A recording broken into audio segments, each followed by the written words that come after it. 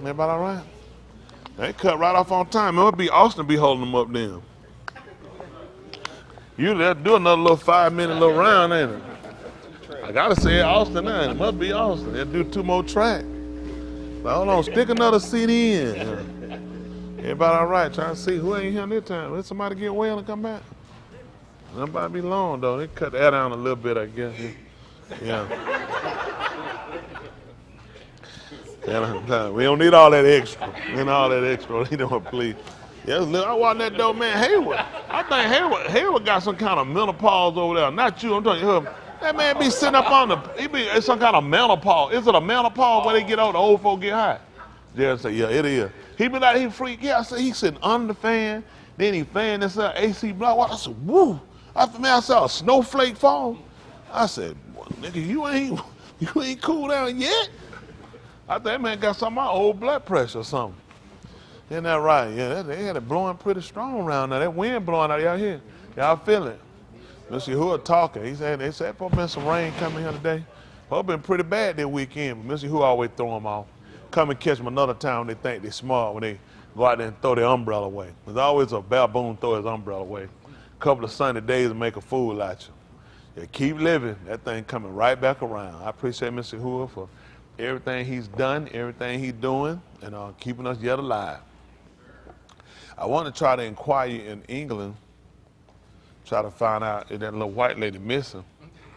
They made that comment about the queen and the monarchy and all. Oh, y'all know what? See, y'all, this ain't no joke. I guarantee you she's sitting in custody.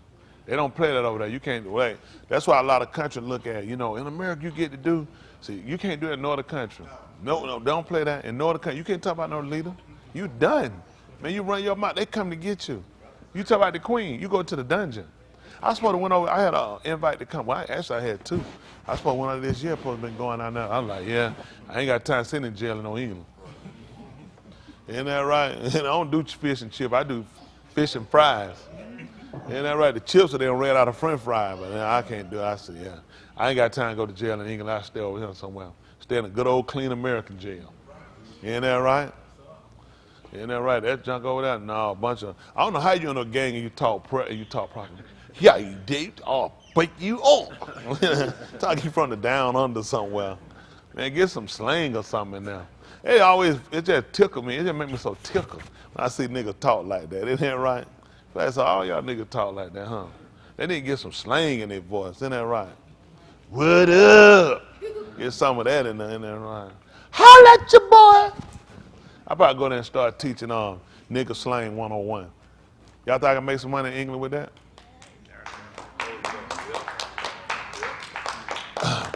I'm gonna do it on Zoom. Just in case I talk about the king that died. So you had to be ready to come on up and let folks know. Everybody know good and well how that lady lived that long. They might just stop. I'm like that white lady said. Really, people die every day, and it's unfortunate for other people. I don't know why these people get the whole news segment, hold up the TV all that time. That woman done incarcerated more niggas, killed more niggas, hated more niggas.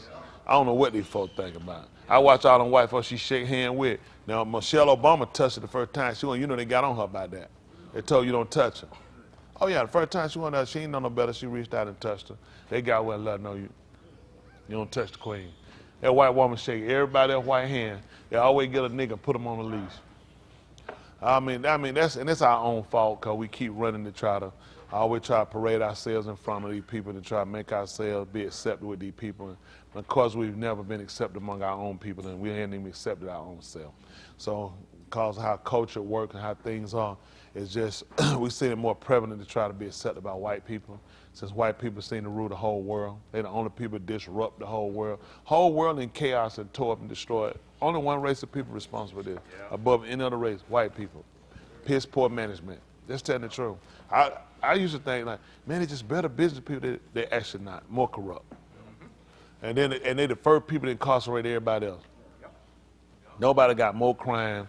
Nobody got more hate crime. Nobody got more murders on their belt than them.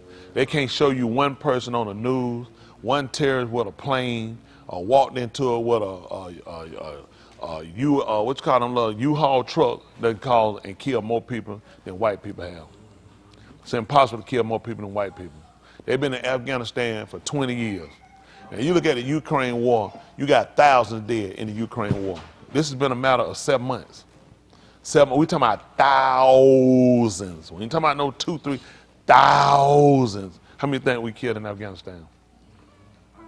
They talking about Russia hitting civilian targets. Wow, we was in Afghanistan for 20 years in Iraq. Y'all don't think we hit no, you know that we never had no news story about a civilian place that we hit? Cause of bad intel? Don't even make the news.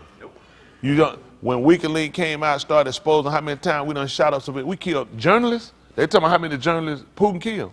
Putin killed 14 journalists one time. All of them decide, let me tell you how. You're a journalist, right? Stand, come by for such stamp. You write a story about the guy.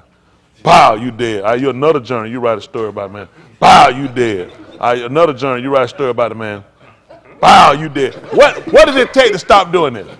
When does something kick in and say, quit writing story about the man? It don't make, the man don't care, the man just kill you. He ain't taking it.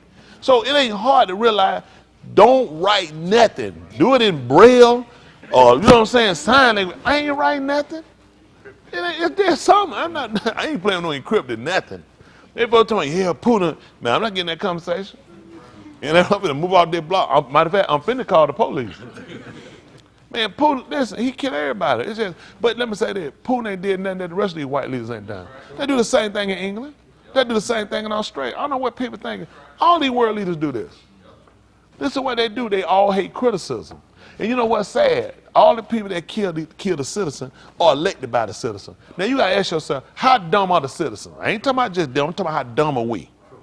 Because as soon as we the people, they come and ask for our vote, say I'm for you. But as soon as you disagree with me, now let's say I kill you or arrest you. When will the people get smart enough to realize, let's get rid of all of them. Just get rid of them. Why are you living in a country? Why are we living in a world where you don't have the freedom to criticize if you disagree? I blame the people. I blame the people. Nobody, it didn't make sense. Why I can't criticize? Why I can't do like you can't criticize home, then it don't feel, you can't say somebody gay, you can't say gay, you can't say this. What are they? They claim they're happy. Why y'all keep flouncing around here making everybody accept you? Apparently you hadn't accepted yourself. Why you need a parade? Why don't we have a heterosexual parade? People don't even want to get involved. They be like, man, you got time for that. Well, I know what I am. Because they're not confident in who they are. They're trying to force their way on. The fact that we had to have a conversation about it, the fact that we waste time with it, the fact that we had to sit here, block off street, they always doing something perverted. If we had a heterosexual march, how many folk gonna be, they clothes all having sex in the street? Nobody think about none of that. That's just how perverted. They got to get butt naked in the draw, start shaking in front of kids because they're not confident in who they are. Now they got to read books. Why can't a normal person just read a book? Why the teacher ain't reading the book? Do your job. You need somebody homosexual to come read your kid. You can read it. They need a book. Why I can't read it? You're paying me anyway. How about I get one of the students to read it? This get a chance to test their skills. See, you're not helping them. None of that stuff is helping them. It's perverted. Then you sit here, man sitting here, no drawers on, with his legs on with a skirt. Kids sitting right here in front of him. And all these people looking at it, they should be able to express themselves. I'm just sick of people. People make me sick now. It's just disgusting. Never even thought of the day. I wouldn't go along with a stripper sitting in front of them doing it. Why would a man be sitting here with a dress on, a miniskirt, with his drawers off? Y'all know what's hanging. And kids sitting in front of it, and this don't, you ain't been arrested. You ought to be charged or something. Something should happen with this whole situation. But then you ask yourself, what's wrong with us to read we accept it? Then we got the major push for women want to get an abortion. Won't that be a major push or keep your legs closed? That's right. That's right. It's something, the only people I agree, what I say agree, that makes sense to me. Let me just be practical. If you raped by a bastard, got to be a bastard that raped you, and you forced to have a baby, no, I don't agree with that. I don't agree with that. That's a lot of trauma. People say they want to. You can pray you want to. That's a lot of trauma. When you sit here and you got the baby of the person that you were raped by, and then that bastard is fighting for custody, joint custody, no. There'll be no custody. This child will grow up a single parent. Because that bastard cannot live. In part, the system shouldn't lie. Yeah, come on, some stuff shouldn't even be a question. Listen, we can 100% prove you raped her. We can 100% kill you that day. Yep. That's all we need to cover. Let's be honest now. Women lie too now. Yeah. They're not playing no game. They lie. Brian Nichols went here. He killed all these folks. Y'all see why he didn't get a death penalty? The girl lied. Nobody talk about that. That man lost his job. He lost his house. He lost his car. He lost his career because somebody decided to tell a lie. And that's something that happened too. We find the woman lying, death penalty. That'll end it. Death penalty. That's just being honest. A lot of stuff shouldn't be happening. You can't just wreck people's life, man. Get a, oh, I'm sorry. You be sorry with it. And death penalty be put it to the temple, go ahead and blow their head, and put a trash bag on the head and blow their brains up. Somebody hold the trash bag on this side, shoot this out, tie it up. Yep. Rest of it, leave it out there for the maggots and the buzzard. That's how you got to end it. We got to make people do people right, man. It ain't fair. You wreck people's lives with them lies. Like that girl Mike Tyson said he ain't rape them. That's what he said. I don't know. There's been a lot of lying going on. I think he done harbored a lot of hate. I'm about thinking he ain't rape them. Y'all know how women do manipulate, lead on. A lot of them look for paydays. Yep. I tell these guys, well, a lot of y'all ain't got to worry about it. You ain't got nothing. They don't waste their time with you. We talking about nigga with some money. You really, it's it's really bad. If a guy doing well for himself, you better be careful. You setting up for a rape case. Look, these women ain't trying to work. These women looking at how they get some money quick. Dumb athlete, don't think. Go there and have sex with her, and that thing she do, all she do is squeeze up so she can get bruising. Call the police. Once they go and do the vaginal thing, we find bruising. You going to prison. Now you finna pay out, and listen, it ain't no, I'll pay you. You gonna pay anyway. What you think I'm sending you to prison for free? I'm finna get paid. I'm finna get a book deal. Whole nine. You're like, oh, well, every time you go do something, you be helping somebody else. Oh, look at this. I'm trying to see. How's the rape case coming in? It's on the rape case from 50 years ago? Yeah, I think it's still some charges pending. It's bad, man. I'm just giving y'all some good advice, but you gotta be careful. Woman got a lot of power. I broke up with a chick years ago. That was about in the 80s. She called the police, said I tried to rape her. And bad part was, never happened. We was outside, listen, broad daylight, summertime. Nobody out there, nobody seen nothing. She called the police, I was gone. I got my mama call and said, what you do? I'm like, what? Man, said the police said, turn yourself in. I'm trying to figure out, turn myself in for what?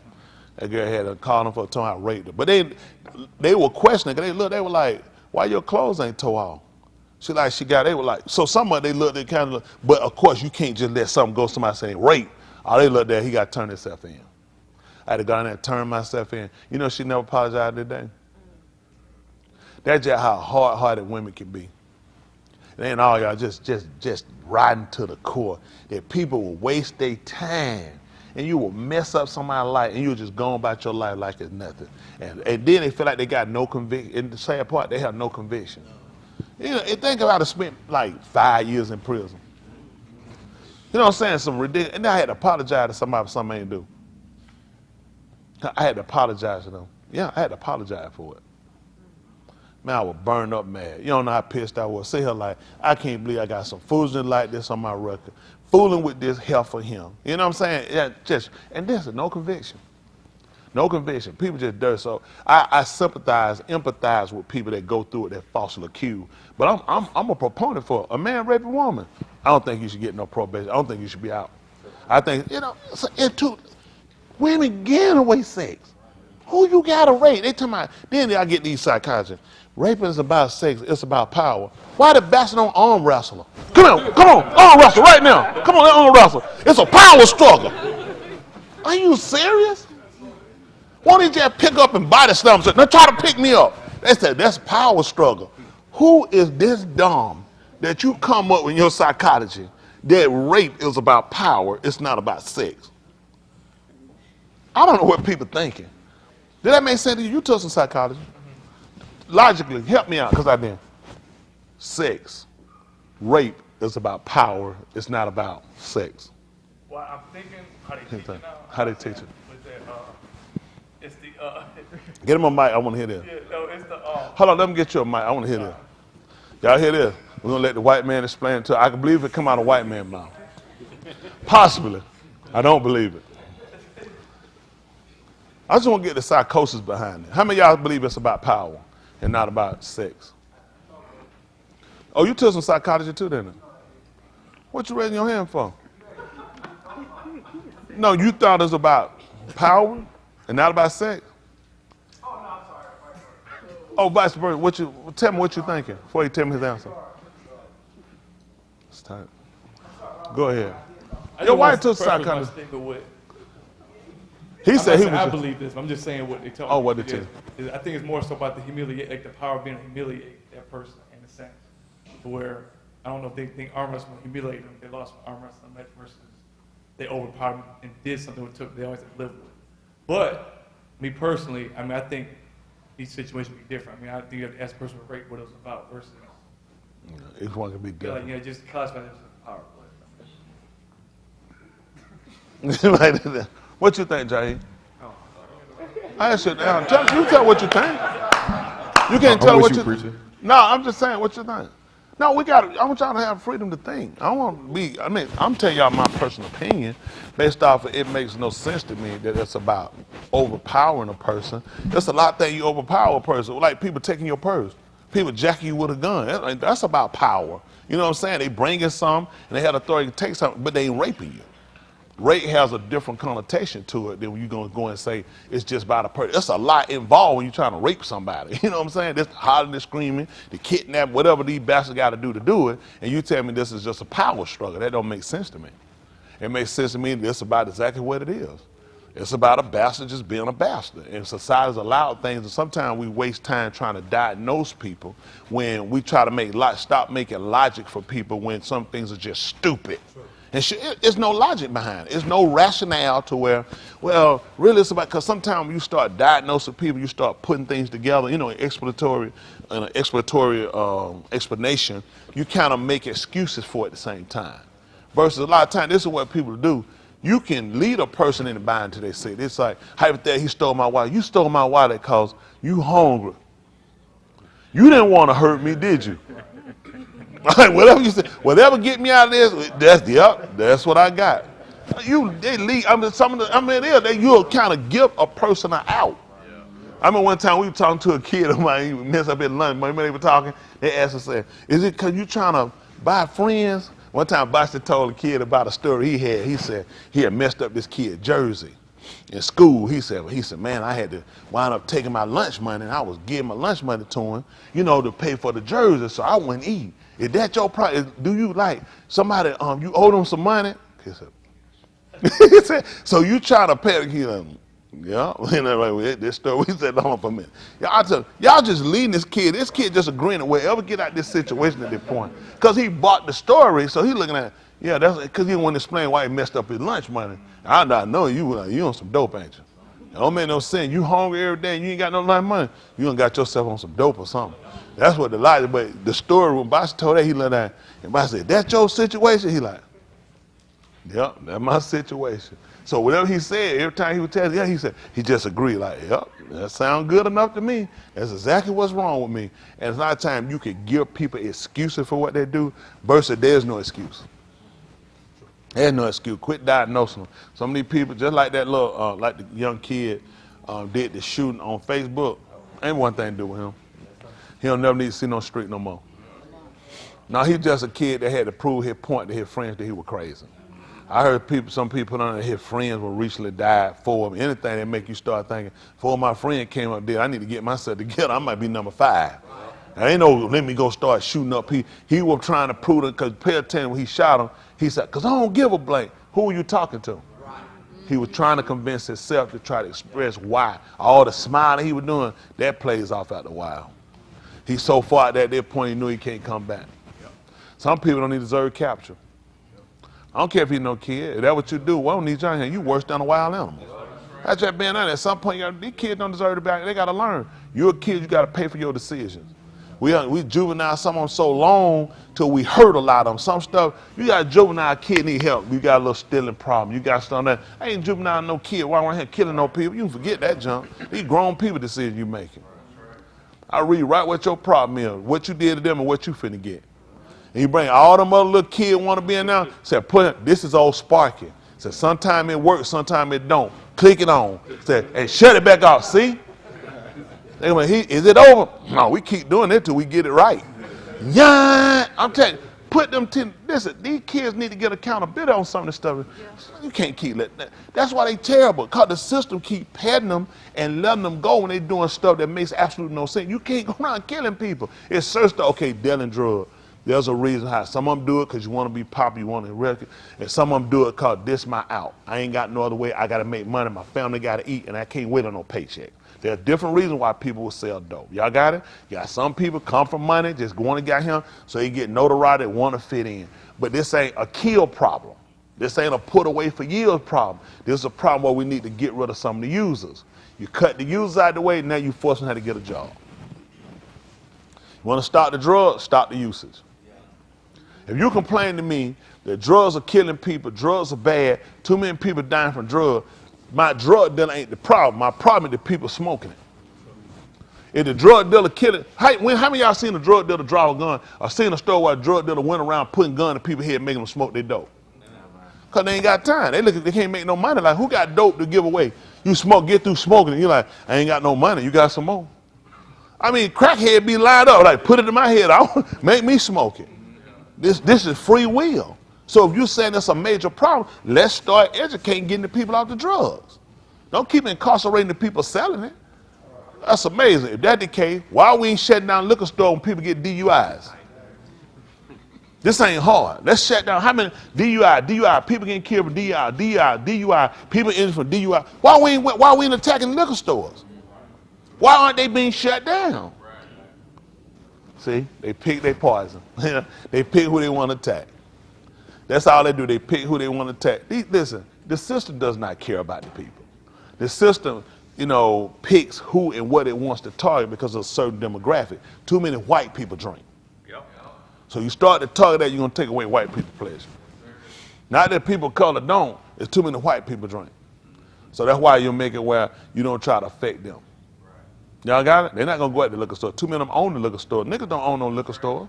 Niggas don't own no breweries. Isn't that right? They're not going to attack them. They're going to attack the drug. I don't really only why it's a big drive on the drug because the Italian mafia don't have the control they had no more. Now the Mexican done took over. The Mexican pushing dope in other countries. They done went way past Mexico. Now, listen, they flood America. If the Italian going to do something, they got to go see the Mexican. They in China. Then all that, listen, they taking over. And now these folks got to sit back and look at it. Now it's all mass drug move. We got to move on. The war on drugs because they ain't getting the money they want. It's running through the hands of the Mexicans.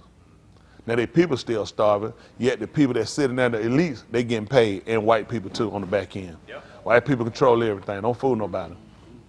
White people let it go. The Colombians, the cartels, everybody come through white people. I don't care what your nationality is. When you hit them water on. I don't know how white people own water. White people own water. It's bad when nigga can draw a line in the water. Yeah. How I know my place from, how I know this water, don't water move? Yeah. So when your water move over here, is that still your water? That's crazy. I don't know how white people get away with it. How you own the water? I can see if it's encaptured in your land, right in, like you got a lake in your yard, that's yours. If you own the property surrounding it. How do you own the ocean? So the Chinese did like the white man, went out there and dumped some sand in the water and said, this is my island. What the white man said, we got free travel. We cut, no, everybody who challenged them white. Britain, France, everybody, they run ships through there. Every time, they run them straight through there. They said, we challenge you on this. You can't own the water. And I'm trying to figure out, that's the same stuff you say. That's how he do. Anytime somebody gets something, or anybody start to say, I'm going to do what he do, look at Russia. Russia and Africa now. That's how he making their money. He said he's going to freeze them. He's going to freeze y'all out. He said, come this winter, freeze, freeze, freeze.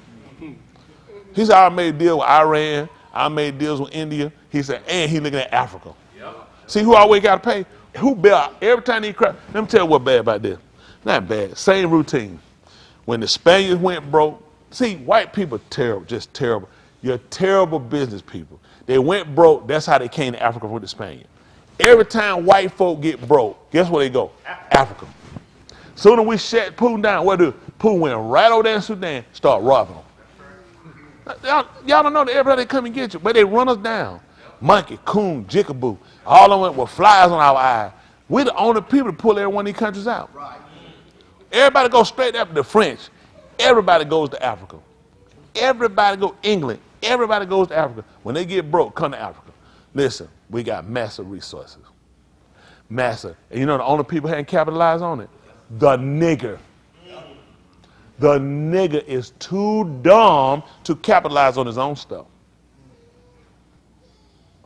The king allowed all the servants to eat and he gets nothing. Makes no sense. It's just mind-boggling. I can't imagine having, what is it? All this, I love this good nigga talk. You know the first university at Chris? Africa. Don't invent math? Africa. Africa invented air, tree, and they don't own nothing invented. Can't count. They don't look at it. Some stuff ain't adding up. How you got math and you don't see this ain't adding up?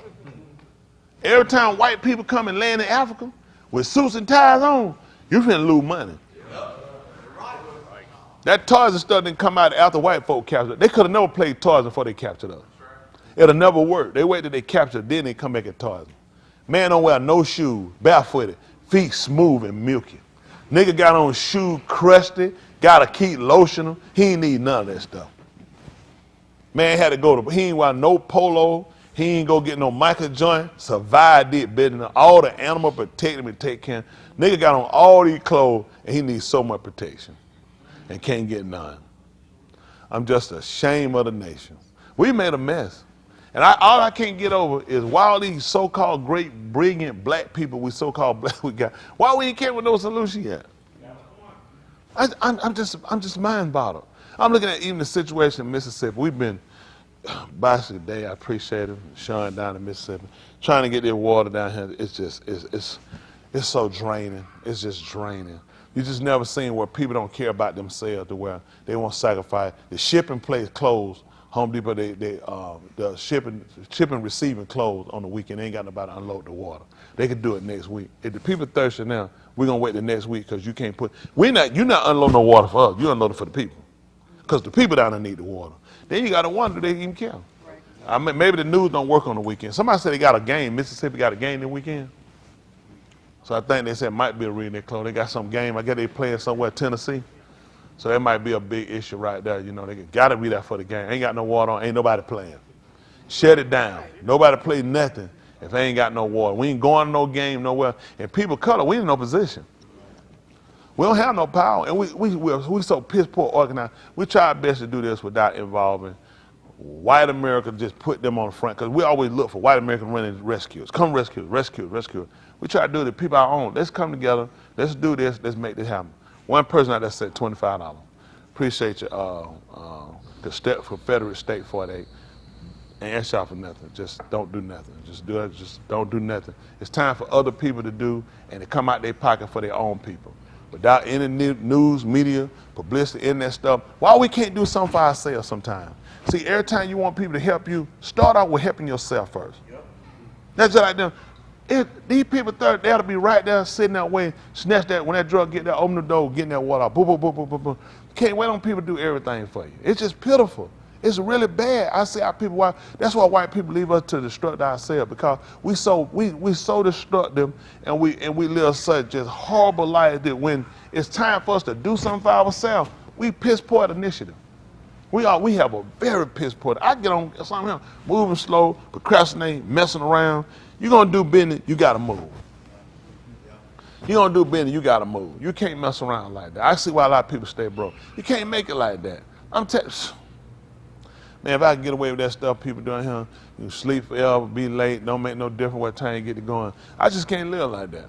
I refuse to live like that. It's just, you can't, anything you want done, you want people to do, let people see you take the first initiative, do it yourself. That's how I want to do. Let them show we can take initiative for ourselves. You know what I'm saying? We appreciate other people helping. But why we won't help ourselves first? Oh, there you go talk to the white man. No, I'm talking about, I ain't never no white man do nothing for me. Ain't his responsibility. And he don't need to look for me to do nothing for him. If I do it, it's a courtesy. But I don't owe you nothing. That's the same thing with us. What has he done to us for free? Slavery cost us. We ain't pay a dime for that ride. Man, it cost us our life. I don't know where people get that from. He never did nothing for us that ain't cost us more than our life. Everything has cost us. And now you try to say, why people want to take the initiative, do something for themselves? Everybody, they don't even realize nobody want to do nothing. Costco, white organization, the only place we found that gave us the best deal on the water to do it. Only place we found. None of these niggas, I ain't seen none of these niggas do nothing. I ain't had none of these niggas ain't sent a dime. None of these niggas ain't offered nothing. These niggas ain't offered nothing at cost. We had to do boss did footwork to get that done. I mean, on the phone now, work, boom, boom, boom, trying this shit, trying to get. Folks so sorry they can't come to unload the truck to get water off for themselves. Man, I have folks that be lined up out there trying to unload the truck. When they coming? I'll meet you before you get here. If you thirsty. I don't know. That's just how bad society is. And I'm ashamed of my own people. I'm ashamed of my own people. I tell you, Mississippi, it shouldn't be a nigga left in Mississippi. You don't care about yourself. Some places I refuse to stay at. I always been voiced. I'm always speak my mind. I'm always be me. I'm always say what I gotta say. I'm unapologetic about it. That's me. I don't owe them nothing. I don't owe these people nothing. Absolutely nothing. Because I'm a believer of we are better than what we actually portray and what people see about us. Nobody pushes us. Nobody tells us what we need to do. We need to be taught. We need to be directed. And the people we got directing us just made a pit. They don't realize people need you crippled. That's how these religious black leaders make money off you. Yep. These black churches are finna run through and they finna raise so much money. Cause they gonna have all these people who bringing stuff. I had them bring it to this church on here. I said, I ain't taking no water, no church. You can forget it.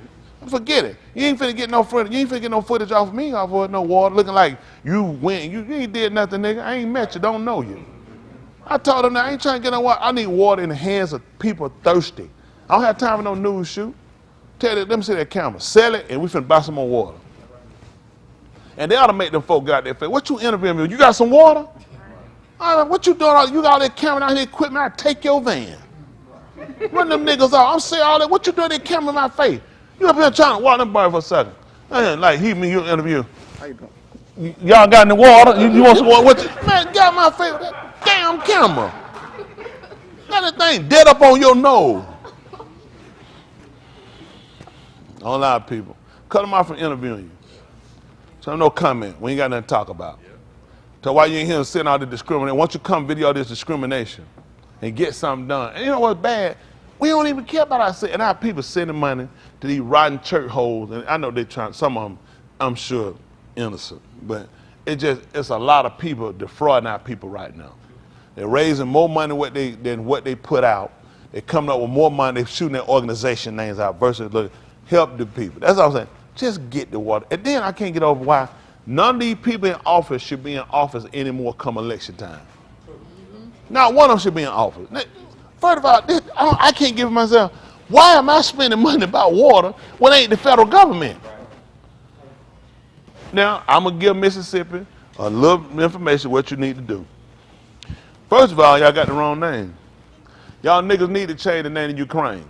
You'd have already had $17.9 billion. But because you want to keep Mississippi, y'all going to have to get other folk come out their pocket. The other folk going to get photo shoots at you, and the people that need the water ain't going to get it. They're too dumb. Change the name of Ukraine. You know how much aid and money they be getting? Listen, that's 17.9 from us. Think about all the other European. Then you would have joined the union. You'll be getting real press. Listen, you'll be already up for a Nobel Peace Prize. See that? Because they can't think. Ukraine. That's how they do it. Change your name. Ukraine. We are Ukrainian. These crackers are saying all their food and water crossing into Ukraine. You're talking about ships with planes. Well, not planes. All tanks. All these bulletproof vests. All this stuff they got. Because you're saying you're Ukraine. And they saying they Mississippi. And you ain't going to believe it. Mississippi in America. And we can't even afford $1 billion to fix the water problem. Biden just asked them for 1.1 million to send back over there. Yep. We did 1.1 million in transport to Taiwan, which is China. I don't know what these people doing. Let China have their play. That's China's. That's right. Let everybody have their stuff back. Let me get mine, they get theirs. Yep. When a little kid, they tell you, you don't know how to play, everybody get your stuff, go home. Right. Let them get Taiwan, go home. Ukraine, going back to Russia, and niggas going back to Africa. Everybody go home and let us get our toys.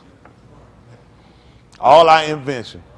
White folks ain't gonna be able to stop. We taking that red light too. Yep. You'll be like, a lot of that. I'm taking all the red light down. All that stuff behind. Cotton gin. That's it.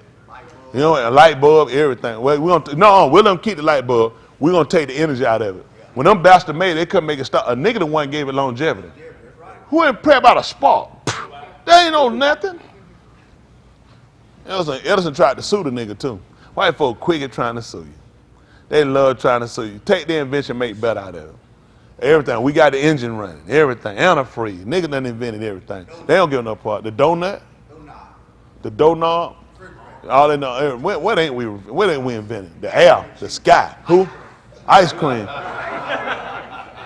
Chris, listen, I'm with you. Well, we got a lot of stuff. So what was Mayfield doing? Sally Hemmings. Who you sleep with her? Tommy Jefferson, you sleep with her? Her brother created ice cream. So you know how he created ice cream? They were vanilla. He said, y'all crackers cold. That's how he did it. That's how he been ice cream. He looked at it, he said, woo! He saw they doing, he said, woo! Y'all crackers cold. I'm finna invent some ice cream.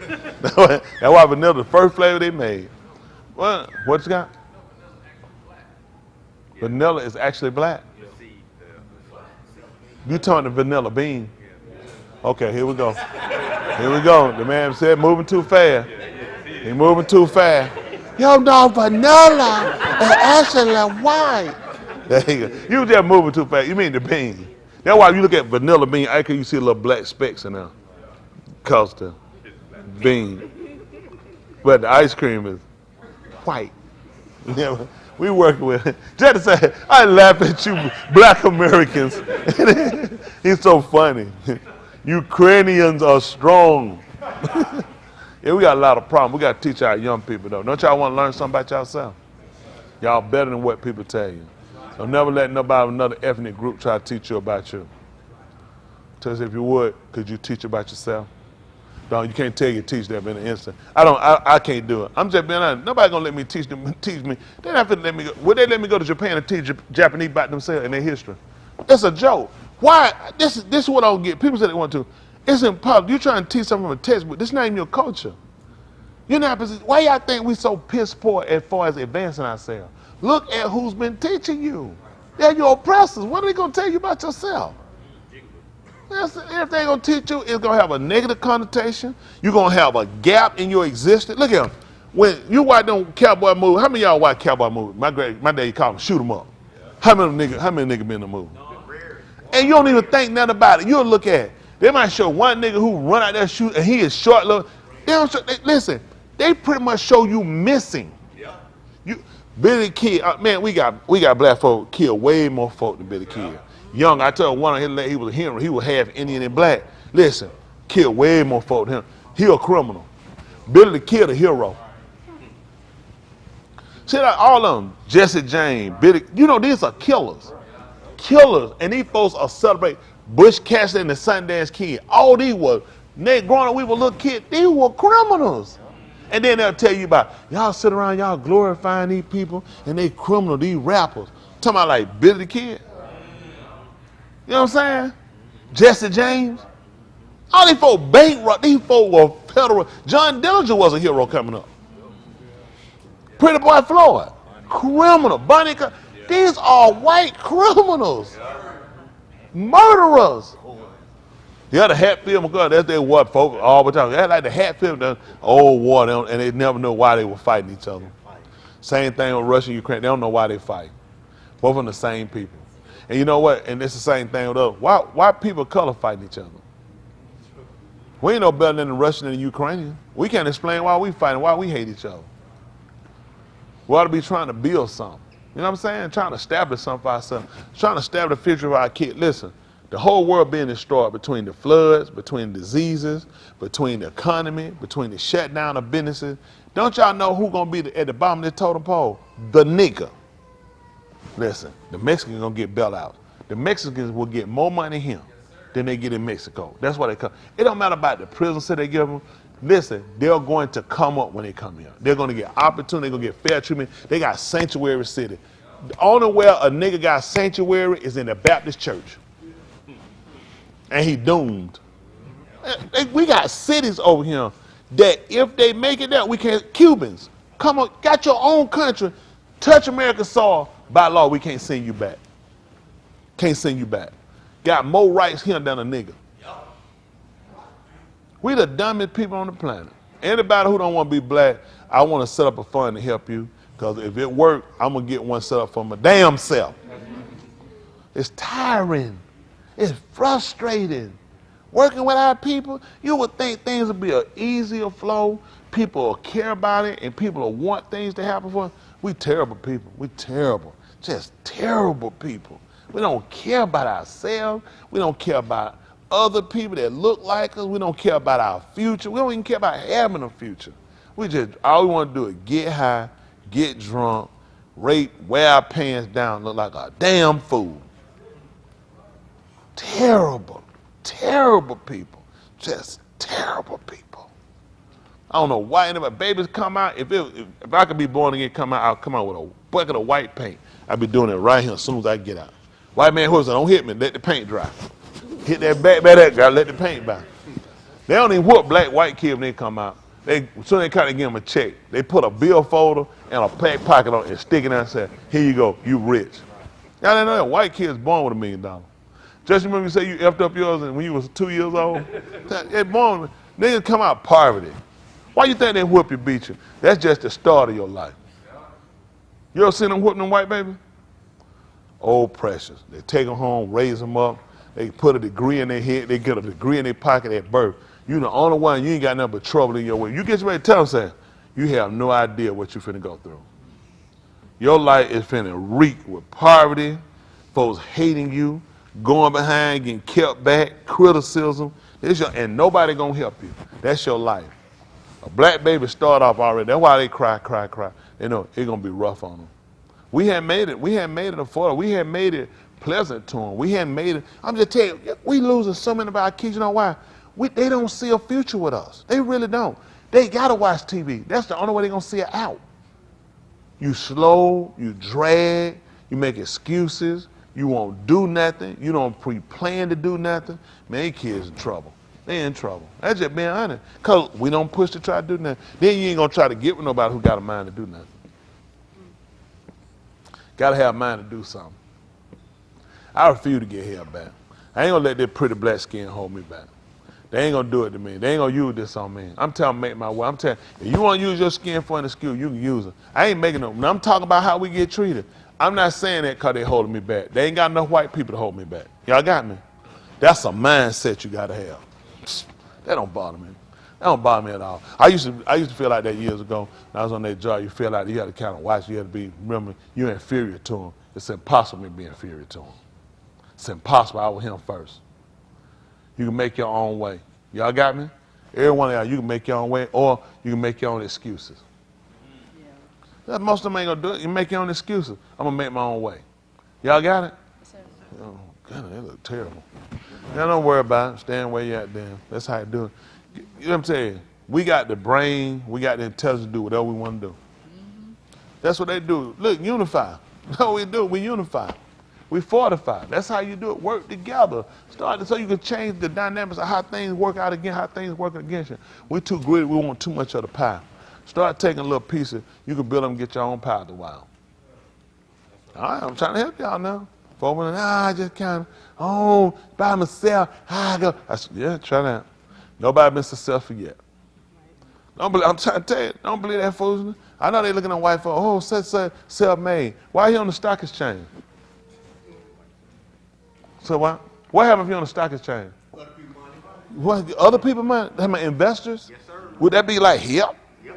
Yep, I'm my own man. White people ain't stupid. They know what to do. Get some other folk, let some other people put their money on him.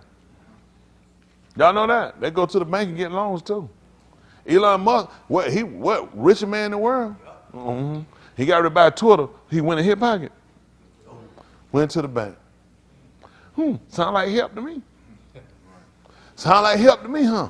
You know why he went to the bank? He know they F up every dime they got. So I'd rather F up theirs and keep mine. Same way like Donald Trump do. See, we the only people we get put out here. We don't think. We keep trying to do it by ourselves. You need somebody to do this. That's how you gonna make it. Learn how to work together. Learn how to strategize. Make sure one thing, first and foremost, anything, make sure you live right.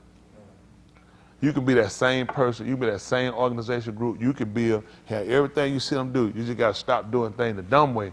Learn how to work together. Most of all, focus on your salvation first. My members, what they going to do? I'm going to try with somebody else and go out here, and the folks screw you every time.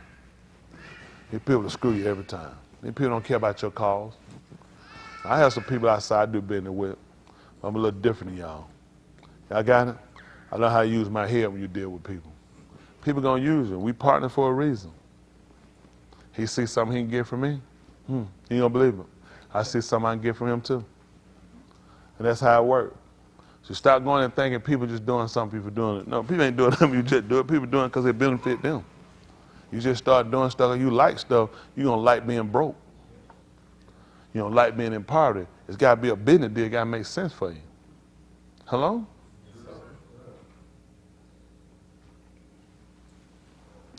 All right, I'm trying to help y'all out. Don't worry about it. Don't follow me. This is somebody else. You know some other rich people. They doing for you now. Right now, while you sitting here, they putting a plan together for you right now. And tomorrow, you'll be richer. You'll have more stupidity than you had the day before. And that money, you're going to be richer than Elon Musk. Wasn't that Elon? The man's name is Musty. White people pick the dumbest name. If I pick the name, I guarantee I ain't going to pick no name got nothing that smell like something stinking. I had a white man that worked with his last name was Coon.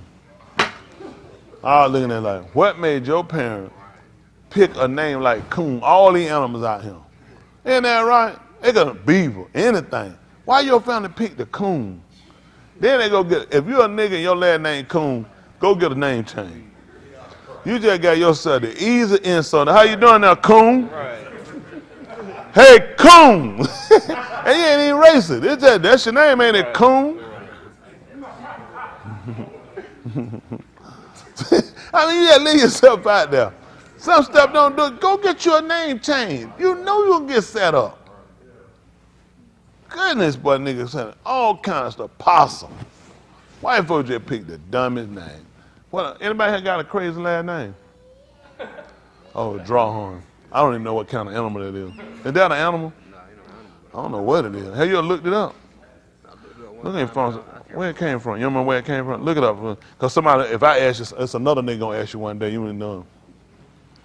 What's your name? Cannon? When you seen somebody with a cannon? I'm just asking.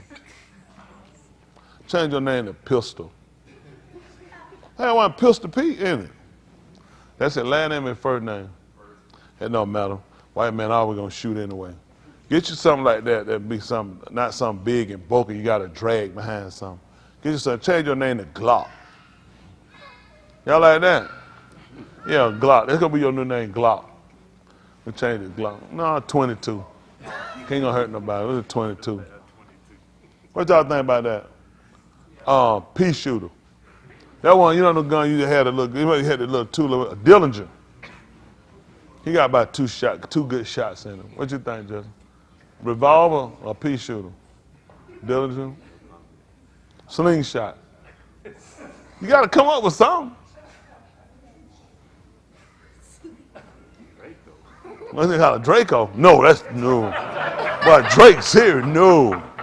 No, that's way too powerful. Get a nigga no name like Drake, that thing serious, man. You don't know. That Drake serious. What you think? He ain't no Drake. No. What y'all thinking?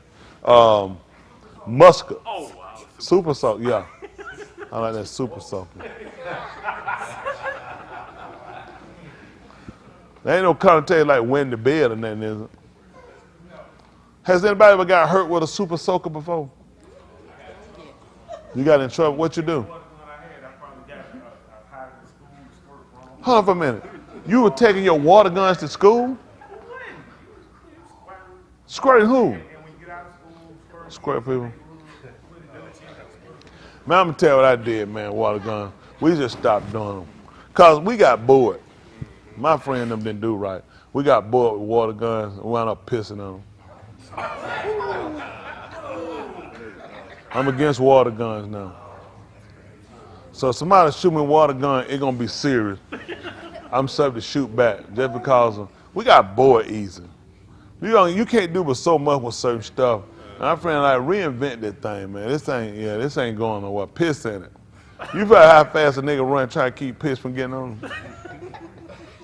Yeah. That piss hit you, you a whole nother animal. So you said you used to get in trouble with water gun. Did you ever piss in it? Break all your water gun. Did you piss in them? Yeah, I'll buy you another one. Now you know what to do with it. So it has some real fun. That was in our area. Y'all don't need no water guns either. No water guns. The kid need to get something. Y'all know how many of y'all got a slingshot? Y'all ever had a slingshot? Yes. Had to learn how to shoot squirrel, hit rocks. When take your rock, then you gotta, cause you're a nigga. Bah! One of them broke. Give me a slingshot. That's done. Let me get the slingshot. We used to throw rock. Y'all throw a rock growing up. We hit each other with rocks too. You get to throwing rocks, and you just can't throw but so many rocks. Then you come up with, let's throw rocks at each other. Man, if you can jump and you can do that and do that, so you can brace yourself and get hit in the back.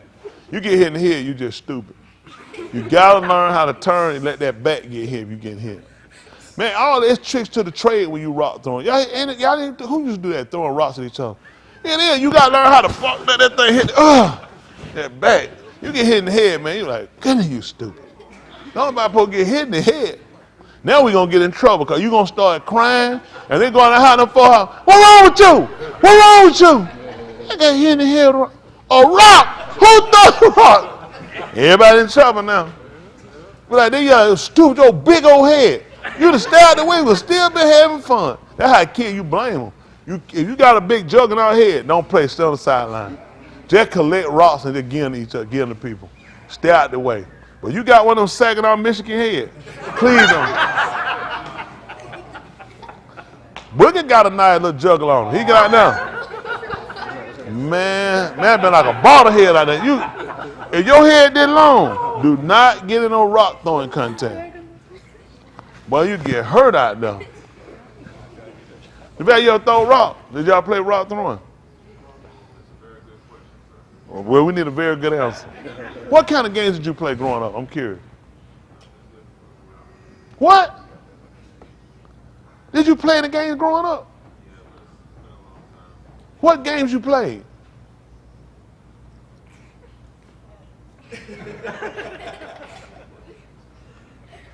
You was a kid just in the house by yourself?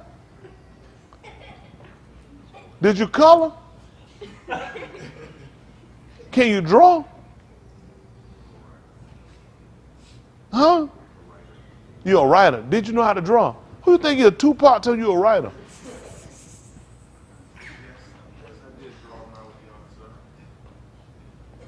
That man, terrible kid. You ain't play no games. Did you play any sport? Not really. God, we got to start him back over. That's how Michael Jackson got messed up.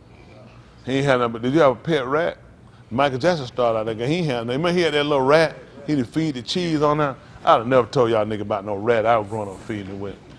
Man, just sick. You ain't playing with a rat in the house? That's just sick, man.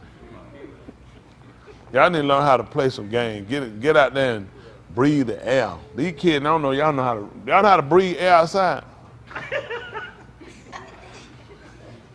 Back then we could breathe. Now I don't know what y'all got going on. Everybody choking. Whole world done changed. It's bad out here, man.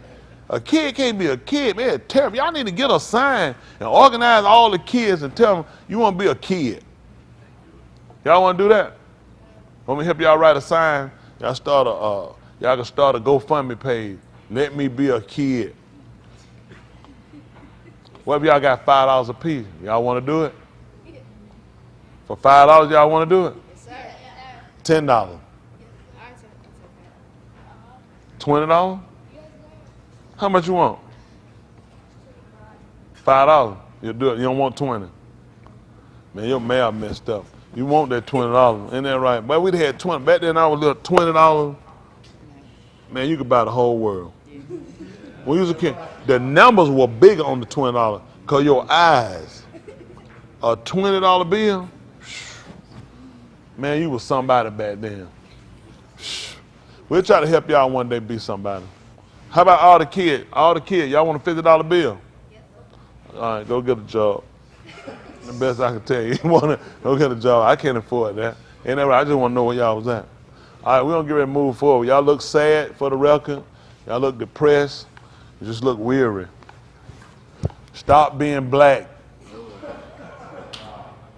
Stop being black. You'll be happier. Be a nigga. That way you can be a king. Justin, you want to be happy? Yes, sir. Do you want to be very happy? Very happy. Do you want to be exceedingly happy? Yes, sir. Be a nigga. Once you become a nigga, you just on the inside, watch this. On the inside, I'm so tickled. You don't believe me? I'm a nigga! I love it! Woo! I let my emotions out. All right, come on, we're going to sign the Cartosa Raw.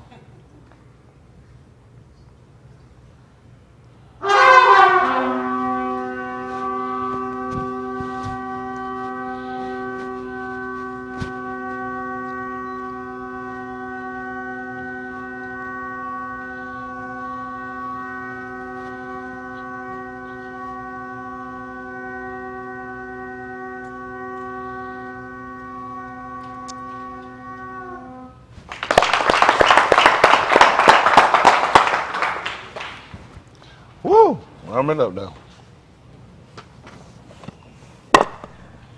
All right.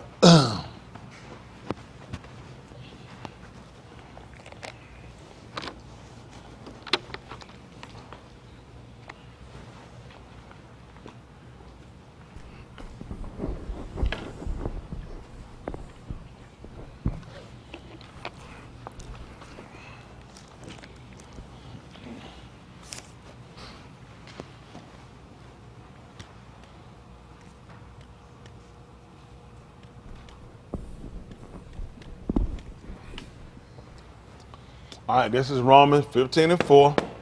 We're using the word program for those that are watching in. This is the Latin Vulgate, well, it's Vulgar, English, King James Perversion, Greek, pure hell. Their first name was Hellenese, right? That's what we got from them. People need to know the truth. We got to tell our people the truth. You know, educate the people. You got to educate them with the foundation, fundamentals, and tell them the truth. If he said you know the amount to make you free, the reason why we're still in captivity must be because we don't know the truth. Right. So as soon as we know the truth, then as soon as we can get free from it. Right? All right. As Shamshun said, I'll go out as I did at other times. How was he able to do that? Because they knew the truth. He said, I do what I've been doing. I always made to get away from because I knew the truth.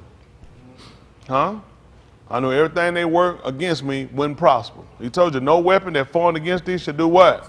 Prosper. That's exactly what you're trying to get it to do. Why is everybody prospering against you? Wow. You know, ask yourself questions. You quote stuff. Why is it not working for you?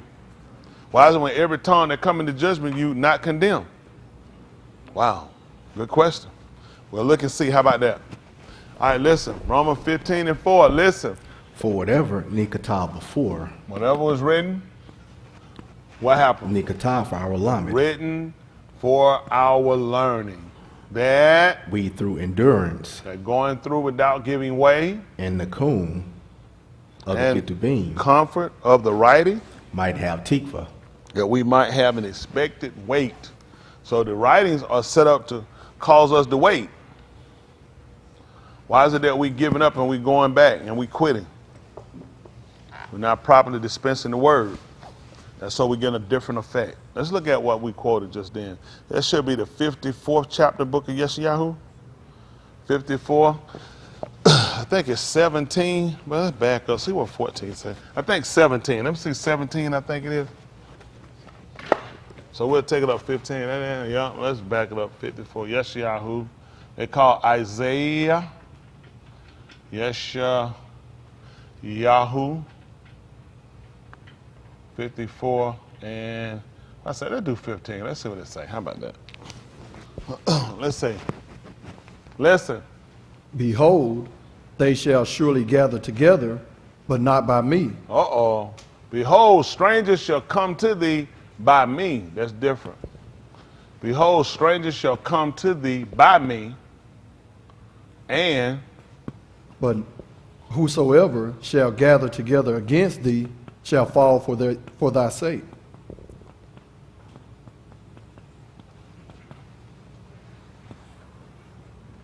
it's different.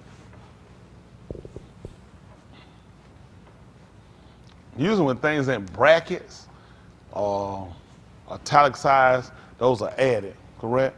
I think so. Yeah, that's my English. Anybody else? You teach English, don't you? Oh, you don't? So no. Well, preacher, I don't know if that's different English, but I think when it comes to all the different translations, when they have it italicized, those weren't the original version they added. Yeah, But I don't know if italicized, it's though. standard everywhere else, I'm just saying, but I don't. Yeah, typically it is. But I know that they'll do brackets sometime over here, brackets there. So I think, to me, it's probably added words to kind of make the sentence, kind of like to make the sentence feel, hold on, God, I'm sorry to disrespect you. Yes, sir. Good, clean, white American. Yes, sir.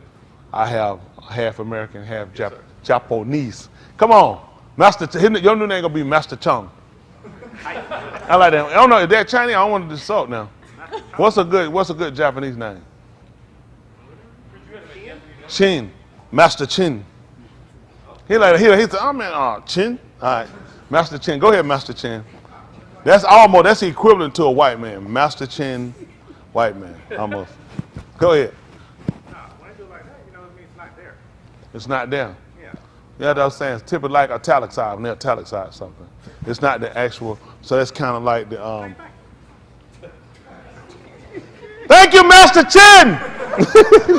Yeah, that's what I'm looking at. That's what I'm more or less assuming. Because when you do English, again, our writings original, in which early man writing would be considered more broken English, wouldn't it? Because it was just right to the point. We try to worry about trying to do verbs and adjectives and other things, and they were just to the point. Go candidate. Can you go and get, some things are kind of added, not versus me telling you where to go, but a lot of times we just kind of add things, putting fillers into it to make it what we would say to make it complete. So a lot of times they took it to say, well, it doesn't sound really complete. That's not how we talk today. So they'll add words, and sometimes it can take away from. Because just looking at here, behold, an inhabitant shall come who was not with me.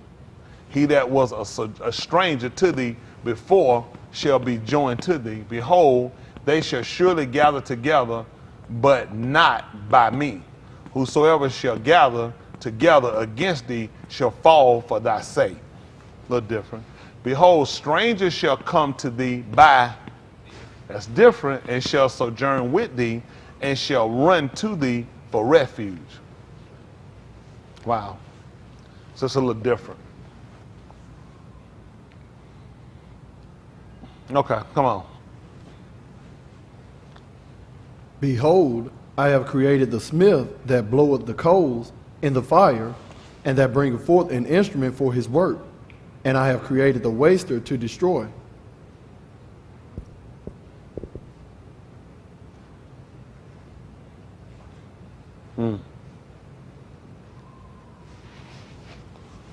Well, that's tight. Behold, I have created thee not as the coppersmith, blowing coals and bringing out a vessel, which he said fit for work. So he added that because it's for the work. But I have created thee not for ruin, that I should destroy thee. Behold, I have created the smith that bloweth the coals in the fire and bringeth forth an instrument for his work. And I have created the killer to destroy. Behold, I have created the smith that bloweth the coals in the fire and that bringeth forth an instrument for his work. And I have created the waster to destroy. I mean, that's, wow. Different. Definitely different. Okay, let's say 17. Go ahead. No weapon that is formed against thee shall prosper, and every tongue that shall rise that come against thee in mashpat thou shalt condemn. This is the heritage of the Abadim of Yahuwah, and their Sadiq is of me, said Yahuwah. Thereby, there is an inheritance to them that serve Yahuwah, and you shall be Sadiq before me, said Yahuwah. I mean, it makes sense. You talk about people coming against you and things coming, but then he's saying he was going to allow them to come. He was going to bring them. So we start looking at people quote about how no weapon formed against thee shall prosper. Every tongue that shall come up in the judgment against thee shall be condemned. Then we kind of have to look at a couple of things. He said this is the heritage. Which part of that goes? Can we look up what heritage is? Not the high school in Kanye. Because that's not even for niggas. Yeah, look at that carrot. They must have heard me on the computer. First thing came up. Heritage. Property that is or may be inherited, an inheritance. That's what heritage is. Property that is or may be inherited, an inheritance. So they named it heritage. They knew what they were doing. Property that they had inherited. An inheritance. So that's what he told us, that was our possession. That nothing that these people make that was formed was going to come against us. Okay? So he told us just like the smith does, the person that takes the metal and heat it and put it into the fire, and he makes what's fitting for his work. Then Yahuwah said, I do the same thing. So everything that we told about that he does, know that he always give us something naturally. People knew, like years ago, you watched the cowboy movie, they would call him a blacksmith. They would go to him, and you know they call him a blacksmith. Why? Because they were dark. Then they're right. That tells you already they would call him the blacksmith, not what they call him the coppersmith. So even with the coppersmith, because it goes to the skin. Copper is what they look at to color our skin. So these people were known for taking things and putting it into the fire, and they could form it and make it. Like they would shoot a horse. They would do so. They would go see the blacksmith. The blacksmith, he was skilled in what he did, just like we did when it came down to Alahym. They took it to him because he was skilled with putting things into the fire and fashioning it. So now it makes sense why EU was saying he knew that when he came forth, he was going to come forth as how? Because he would put me through the fire. Y'all got it? Hello? That's what they made a golden bakar, didn't they? Which they would call an olive, right? And how did they make it? They fashioned it in the fire. He said, I took it and I put it in there. And then you had a graving tool too. Because a lot of times you had to be able to form it. And a lot of times you could form it better in the fire. You didn't form things when it came out. Once it came out of the fire and you already made it, you would put it in the water cooler so it would hold that form. That same thing that happened with us. So guess what happened with us? You think about it. Typically, you would watch them form something, they would heat it and get it to where they could shape it and mold it to what they wanted. Once it got to the shape they wanted, what they would do, then they would put it in the fire so it would keep it in a steel form. Amazingly, after most of us became of an earnest heart, it was the fire that actually broke us down and shape us. Then you had to come in and be immersed so you can keep that same shape. See, a lot of lost it. Because while it's hot, you can still work it, you can still move it. You know, as a welder, when you heat that thing up, it's still that place. Then what do you want it cool? Sometimes people might put water, they said let it harden. Yeah. So it'll keep that same form, because while it's still hot, it can still be shaped again. So it makes sense why Yahuwah got us away in the situation in when things happen and come. Think about the same thing. Right now, he's trying to make you. He says a lot of pressure because I'm trying to shape you. And once I get you to the shape that I want to form you to, guess what? Now I can put you in the water. Because now it's beneficial. Hello? So a lot of time we went in and we hardened, he wasn't finished working yet. Make sense? So now he let us know all these diseases that these folks coming up with, all this stuff. You know, they had I tried to find it for y'all. I think his last name was a senator. I think his last name was Herbert. Years ago in the 90s. Early 1980s, I think it was late 80s. He questioned them about, he questioned the government, some of the people that work, the scientists, and that one of them testified that they actually did have a machine that actually did control the weather. I watched them, yeah, they actually do. I heard people talk about it. I'm just going to tell you, I've heard people talk about it, but I actually seen the hearing. Well, he questioned him. Yeah, he questioned the guy, and the guy told him about it. He said, yeah, we do. They have a machine. You heard about the HARP, the machine they got? They can make earthquakes. They questioned him about it. He said, y'all have a machine that you can control it? He said, yes, we do. We have a machine that controls the weather. Everything Alahym do, white people are just fascinated or fixed on trying to do what he does. Yep. They won't take it the way he gave it to them. See, the difference with us or different with Yahushua, and he got it because it was an inheritance. You stole your deal. See, he stole his deal. It's not a deal Alahym confirmed. It's not a deal Alahym is good what he got, but he let them go to do what they're doing just so he could take them down, and then come back to hurt them. It bit them. Look at California. These people have got rolling blackouts. One of the more popular states in the world, not just United States, in the world, and the place a complete disaster. It's so hot up there burning, they got to fight. You know, they had to cut the power off. They'll overload the power grid. All these folks, California, some of the dumbest people we got. Let me tell you, the dumbest states we got, not quite all. New York, California, you can flip either one of them. They can say what they want to. Dumbest states. We're not talking about the people, dumbest states.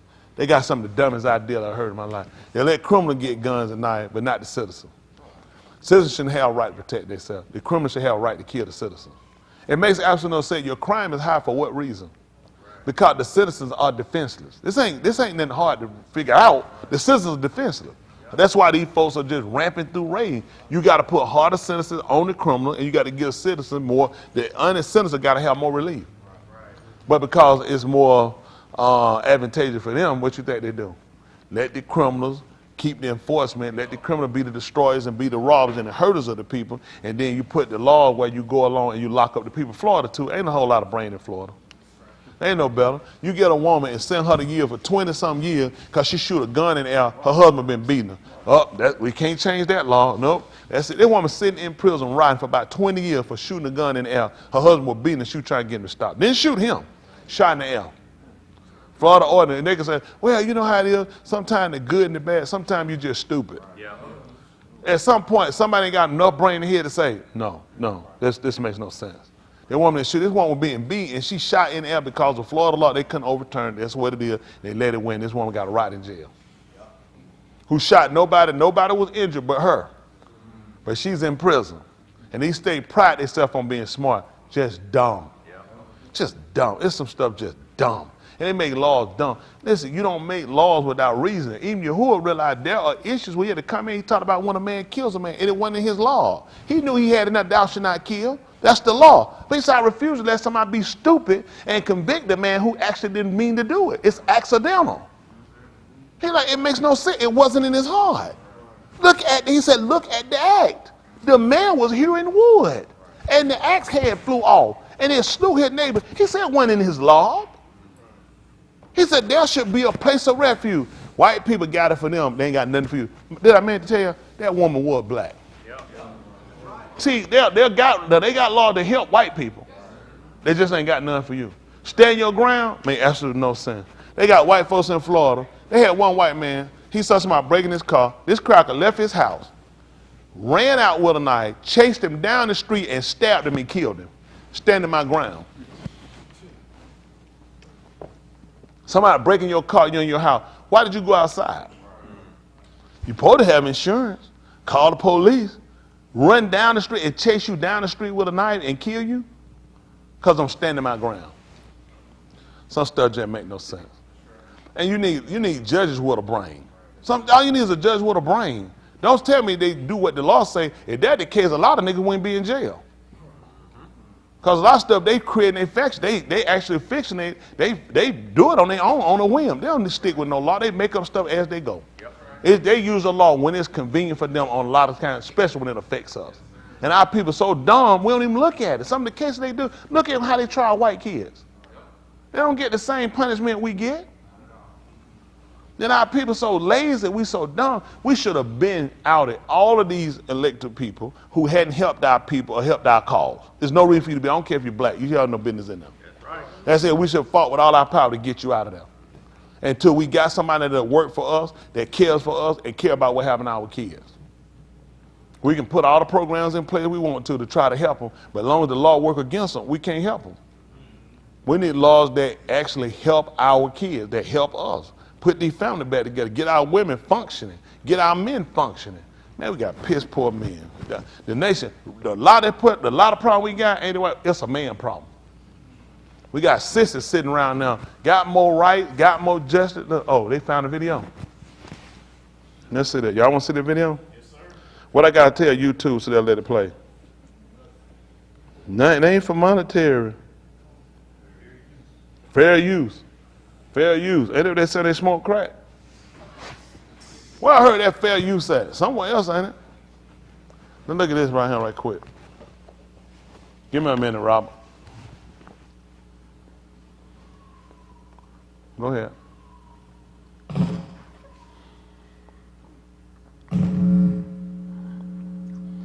Question on the in an interview with the Los Angeles Times on April 21st, you said that you told the Associated Press that the American government has created weather tampering techniques so that the New World Order will be able to starve millions of Americans and to control the rest.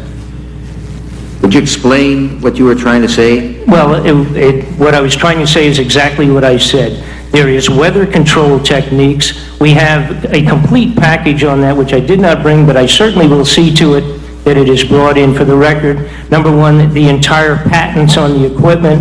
Number two, Senator Claiborne Pell's complete statement and story of his own that not only does it exist, but that we even utilize it as far back as the Vietnam War. You might want to touch base with Senator Pell. I just want to repeat before I turn to... So yes, but we do have all that information. You're saying the government has created weather tampering techniques so that the, quote, New World Order will be able to starve millions of Americans, worldwide,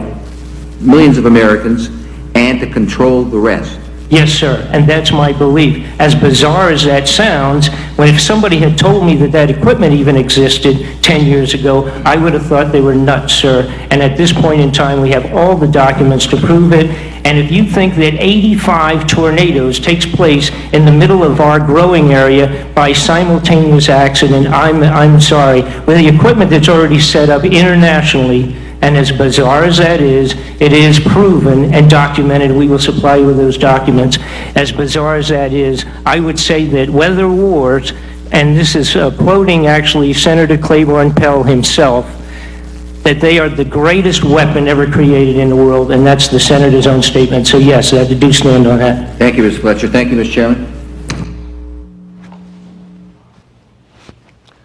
And they had it far back as the Vietnam War.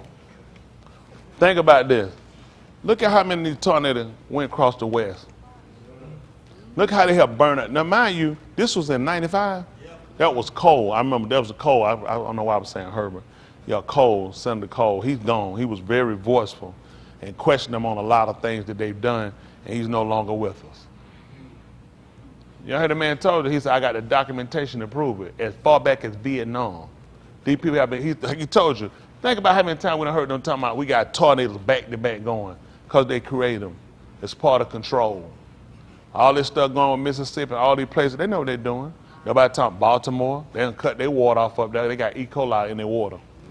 So Baltimore, no, all these black cities, this is what these folks doing.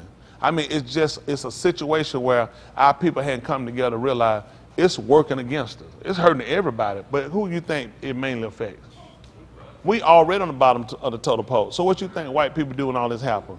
They're going to make sure they're going to be supplied. They're going to get what they need. Like people telling, they want them out of Mississippi. Okay, I do too. They should want themselves out of Mississippi. Mississippi should want itself out of Mississippi. One thing wrong with Mississippi is too many letters. Anytime I got to put that many S's in it, it ain't worth spelling it. There's too many S's and you still ain't said the word shift. There's too many. It's time to go. And it don't matter where you go, it just show you how bad they disrupt areas. Look at Pakistan. Study flood, more things happen to them. Listen, they disrupt, they overturn governments. They do this stuff all the time. They do this all the time. These governments are not just toppling. These people are not on the street jet pro. These people have been living a certain way all their life. All of a sudden, these people jump up. They want the government overturned, and they wind up getting some puppet regime that we set up. Because they actually go in and infiltrate these countries. They start the propaganda. You get people talking, man, you know what, I don't like Biden. You get enough people talking, you say, you know what, we need to do something and get him out. Yeah, and you get enough people, next thing you know, you got millions of people sitting here talking about getting him out, and everybody wondering where it come from. Because that's what you do. You put people in, that's the CIA job. You start propaganda. You start hate speech. You start people talking. They're doing the same thing to Putin. Why y'all think Putin killing them people? He already know why. That's right. He already know what's going on with them. He know these people ain't number plants on the ground by the U.S. So I'm gonna kill them. I'm gonna stop them. because I know how this works. He's part of it. He KGB. They do the same thing. See, that's the thing what's dangerous with him. He started from the intelligence end. So he got the president. He ain't no fool. He know how to keep it. Look, they got laws in Russia. Nobody been president long as he had. He changed the law. He changed the term. He came out one time. He put somebody in that he controlled. As soon as it's over, he put himself back in. When it was time to get out again, he changed the laws. They do it all the time. President Ping over in China, shoot, that joke could be a lifer. The United States gonna overturn it. It ain't by chance that they keep having problems with Hong Kong. He already know what. Y'all know why they keep having problems with Hong Kong? Hong Kong keep on rising because America down. America started propaganda, and they keep them fighting against them. Next thing you know, they back and forth, and he knows what's going on. That's why he try to kill them. He try to take them down. They do it to every country. What y'all think happened to the so-called Negro? And we get a leader, the first thing they do, they let you know everything bad about the leader. You don't find out nothing bad about white people till they die. That's right. That's right. They never told you when George Bush Sr. was living that he had a little fascination with kids, did they? They waited till they kept it till he died. And he'll still go down as one of the greatest presidents ever. They'll never tell you about white people bad stuff. And they do. Think about it. It never hurt them. He said, well, I don't worry about that. Black man do it. One time he got a speeding ticket. I hope he died. Kill his whole family. What are you doing speeding? We always hate ourselves. We always look at ourselves negative. That's how they train. They give you propaganda. That's how you separate. Once you get the propaganda and you get the division, that's how you take them up. That's how you take us over. Guess what we started crying for? A white man. We need the government to come in. You know what you just said? I need a white man. I can't do it myself. That's why I'm disappointed with my own people. Because they always keep thinking somebody white got to rescue them. Everybody get them, make a fool out. They don't realize we can do everything we need to do ourselves. We can do business with white. You don't have to hate. That's not hate white people because you want to do for yourself. Where people get that from? You hate white people. No, I hate you now. That's stupid. How is it you hate white people? All I'm saying, when is the so-called Negro ever gonna get self-preservation? Everything that happened for you ain't a white man ain't got to be behind it. Once you start doing it yourself, you loosen some of your control. Hey, we come here and say, I appreciate it. If I need your help, I'll let you know. So we don't want to oust them. There's no help. It's just first, let us see what we do for ourselves. Then you know what? We start to see our creativity. We see our motivation. And we put the pride in our people. When our people see us, our people unloading, our people doing this and making it work. But it ain't going to work unless a white man behind it. It got to be a white. It need to be, if you want to put it on news, let some black stations show it. And then again, listen, Fox is a business. CNN is a business. MSNBC is a business. But we need to start showing our own stuff. You're saying it's 80% black, all these problems. What? Let's get 80% of these niggas to get off their behind. Let's fix it. Let's stop keep talking about, it's all black. That's what ain't doing it. Won't all black get together and fix it? You'll see we can do it. We mess up, Mom. You tell me $1.1 billion to fix the water now is impossible for the so-called Negro? We mess up that money, whole money at the club, strip club, smoking dope, drinking liquor. You talking about for your welfare. And I'm being honest, Mississippi need to get off there behind them dope folks, stop wasting your money going to some damn football game, and get off your sorry behind and put your money in fixing this stuff. And oust them white people that messed it up. I ain't saying fixing it. No, we fix it. You ain't going to have no control over it. We fix it, we'll run it from him. Because now we got to put guards there and make sure nothing else don't happen in the water. Yeah. That's what the problem is. They don't want to do that.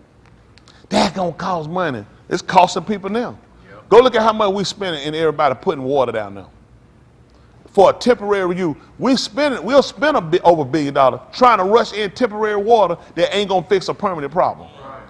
That money need to go into fixing the problem and start putting people in there who are part of the solution. It ain't hard. I don't care what color. Our own people burn them, get rid of them. Yeah. In the store, I don't know why people act like they scared to say something.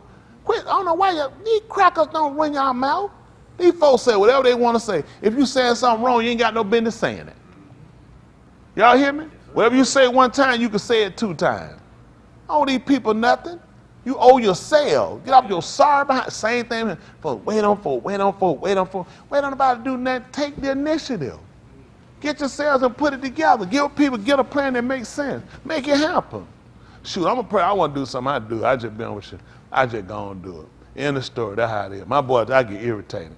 If I had to wait on these people to do something, I get irritated. I let them know. I had a machine I was waiting on these folks to buy for me. I got irritated. The white lady got on my nerve. I just got on my nerve. Told her I want to do, well, they want to know, and they want to know what you going to do with the machine. I said, I can't do nothing but chip trees. I mean, stump. It's a stump ground. What else I'm going to do with it? Yeah, they just said, they try to figure out what you going to do with it. I said, can't sell dope with it. I said, I can tear up stump. I said, there's nothing else I can do with tear up stump. She said, yeah, I'm trying to get back with him. I said, let me be straight with you. I said, I'll just be honest with you. I said, I don't need nothing from nobody. I said, to be honest with you, I just buy it. I don't need nothing from, she thought I was talking, she messing around, went call back here in the bed. I said, listen, lady. So I said, listen, I don't need nothing from nobody. I said, I can buy it myself. That's it. Him back, oh, we got a machine. I said, I told her, I said, I don't need nothing. She came and said she was so impressed. She said, oh, what else you trying to get? What? I said, I told her the first time. I said, I don't need nothing from nobody. I said, I tried to get them a chance to do it, but I'm one of the people, I get irritated. You keep asking me too many questions. You ask me stuff. I feel like you holding me back. I said, I don't need it. I just pay for it cash. I don't need it. Don't even worry about it. I got it. I just take it, be done with it. I don't need nothing. Brought it straight on to me, delivered it. Brought it right there. She was so happy. Who time I see my friend? No, you ain't Crocker. You just sit here, and then you get your commission. You thought it was some poor nigga who was sitting here begging y'all. I said, I don't need nothing for y'all. I don't need nothing for these white folks. Let me tell you what. Y'all do that stuff with these people. Everything we need to do, we can do ourselves. I get irritated because they'll handle you. I don't like being handled. If I'm about to listen, I don't like being handled. I said, listen, I just be honest with you. I can pay for it myself. I don't need nothing. I just like it. I love doing it to it. Listen, I don't need it. Don't even worry about it. Listen, don't you, when you like to have your money, that's I like to have all my money. But I don't need nothing from you. I just keep myself out there. I don't need it from you, okay? And I try to tell y'all, we need to establish ourselves like that. We can do it. Anything we need to do, we can do it. If I had y'all, the men, my biggest problem, all my men, they're not with me. They're not with me. They love these white folk. They pray to these white folk. These white folk, they God. My men, they love these white folk. Woo, they love them. Oh, merciful white Jesus, come and pick me up. I can't even wipe myself. They pray to the tissue, the paper towel. It's hard on them. It's hard on them. I don't know why they do that. I don't know why they, listen, all the power these white folk got out of you, you give it to them. Every power they got. White man took nothing from you, stop lying. Everyone that got power, you give it to them. Because they don't take no pride in themselves. They scared to work together and say, let's work. I said, listen, I tell you how to get a whole pie. I teach you how to work like this. Teach how you work, you can make your money here. I teach how you work, you can make your money here. I teach how you work, you can make your money here. You'll set up enough of it, you'll have your whole pie. First thing they want, give me a whole pie. You ain't gonna make it like that. I get them, they'll do a bit in 2 minutes. They'll know more than I do. I've been doing all my life. They ain't been doing that long I have. Not one of them. Not one of them been doing it. I've been doing it too long. I've been on my own way too long. I had to stop doing what I was doing to get saved. Take a break, jump right back at it. I took a break, started what I was doing. That's all I ever know how to do with hustle, make money. I just be honest with y'all. You know where I lose my money at? Right here, fool with these people here. They don't know enough, they ain't done enough, and they doing way too much, and it be my money be gone. Just being honest. Go see how much money I done effed up that I done. My stuff, never. Don't do it. It's too easy. But I do stuff because I want to teach them how to work together. We have a bad connotation. Black people, you lose a lot of money with our people because our people get greedy. They oversee, they overthink, and they'll know too much. You give them $5. Yeah, trying to get me about $4-5 million. You just got $5. You get $6 first, and we'll talk about selling. They get $5, they already a millionaire. Take your time, learn how to do stuff, learn how to work together. First thing I tell you about it, first premise I tell you I keep in front of everything, my salvation. Ain't nothing more important I got than my salvation. You know what they got? They got TV sense, they got internet sense. I don't respect none of that stuff. I don't respect that stuff. You know what I got? I got common sense. I got common sense. I know what 1 + 1 is. Now I study, they got to go look at them news. They got to listen to a talking head. They got to find that stuff. I don't pay the people no attention. Let me tell you something. Anybody never got ready for watching no news?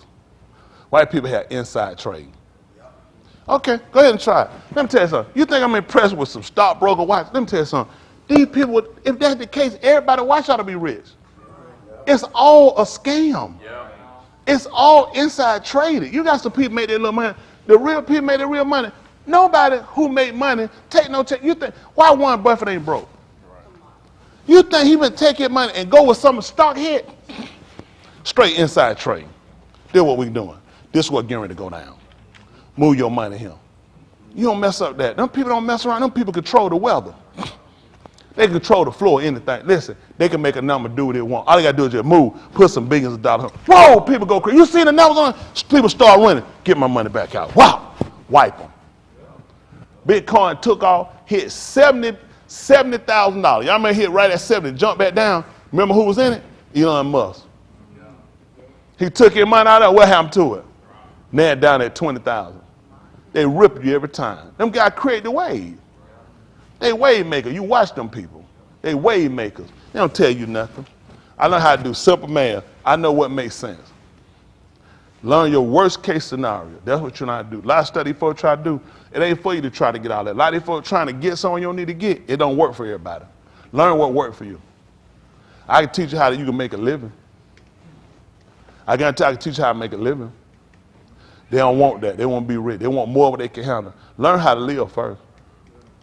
Y'all got it. I'm telling you, I watch it. Go ahead and try it. You can do it. Let me tell you, chasing dollar what to do. Chasing dollar run you right out this door. Cause you'll get to chase before you know it. Really, Shabbat in your heart. You doesn't say something about the Father seeking such to worship him. He said you weren't gonna worship in Shabbat and you weren't gonna worship nowhere. He was seeking. Cause they'll start twitching. Cause you know how when you get greedy, and your mind is logical. And you'll start twisting stuff up. Y'all see how I be missing service sometimes? I had to run out this stuff. Nope. Y'all see how I be coming to the door late? Nope. I don't let no dollar run me. See, the difference is you got people run chase a dollar. You got to learn how to make the dollar come to you. Right. Listen, I used to try to do the yo-yo. I used to throw that thing down, and that thing get 1, 2. After that, I couldn't get it back up. That's how you do with the dollar. You got to learn how to make that thing go down, make it come back to you. Let her down. Make it come in. No, walk the dog. Isn't that right? Walk the dog with her. I'm trying to help y'all out. I'm trying to help them out, just like a yo-yo. Make it come back. I get to go on that one time and come back on. Do it to get down. That thing, sit on that spin. How many of y'all do that? That jump pissed me off. Then somebody get that thing, they just what? You saying, God damn. You know what? I ain't never been good at yo-yo. I know I make a dollar come back though. All right, I'm trying to help y'all out now. There's a lot of stuff we can do. Y'all just get your mindset on first priority. Y'all already rich. You don't even know it. Once that's the whole plan, anything. Because where people mix up rich at, rich is measured on different levels. At one time, if you had $1 million folks, you said, well, I ain't got to do nothing for the rest of my life. You get $1 million, your tax problem going to put you. You're going to be better with $100 in your pocket, you know what I mean? Because your tax is going to come back and get you. That's how they don't see too many niggas too close to $1 million. Years ago, if somebody had $1 million, what was that in your eyes? You could buy anything in the world. You can go anywhere in the world. You can do that. You can go to hell. $1 million? That's exactly where you want to go. Somewhere make believe. Because now, look, they took it any time people of color can start looking at, they can see this, they changed the game. Man, years ago, I come in the 80s, you had a $100,000 house. In the 70s, you're like, man, my cousin rich. They got a $100,000 house. Well, houses with 20-something thousand, 15,000. So get what happens? Soon as people come, look how the house is going now. The average home is $260. The average now. That was never heard of. You had a $260,000 home, you were living large in the 80s. But they always change the dynamic. They change how you dream. So now you never see yourself ever getting out. That's how they make other things so expensive, you can't afford it. That's why you got to work from a salvation end, and you got to learn how to be rich in yourself, rich in your works. See, people just try to get rich in the pocket. See, it'd be like that, a little that a righteous man has. It'd be more than all the treasure of the wicked. Look at Donald Trump. He considered a billionaire. Look how much trouble he got. Closet door get tore down. All these folks don't rip through it. They got his medical record, his tax record. They got him on other charges they finna trial him on. Oh, they done found out that he actually used the Department of Justice to investigate everybody that was a critic of him. Wow. Y'all do know that just came out. Oh, come on. New York Times just released it. Oh, yeah. Listen, one of his former workers with him came out and told the whole thing. Said he would use the Department of Justice to investigate all his critics. This would be a crime. That's part of some of what Nixon was doing. See, all these people crooked. Y'all look at these people and think these people brilliant. They think Trump's smart. That's the dumbest thing I heard. Show me something he did that's a success. Being the president of the United States, the place is damn dilapidated. These guys hadn't done it. These guys brought COVID in. They're terrible. We got the worst disease in the world under his leadership. That's how janky he is. Okay. The man the same color as an orange peel. I mean, you just go too far with the color. The man, all this white around his eye. Who don't see it? You look ridiculous. That man look like a raccoon with Revilla-Lago. It makes no sense. They've never had a white successful president. All the guys are criminals. They're terrible business people. They're just disasters. All over. But our people, they love these people. They go to the graveyard and just kiss white people behind it. Kiss the tombstone. They look at the ground and pick out. The Buddha should be him. And they don't realize the man is in the ground like this. That's not it, Buddha. If I was you, I wouldn't kiss it again.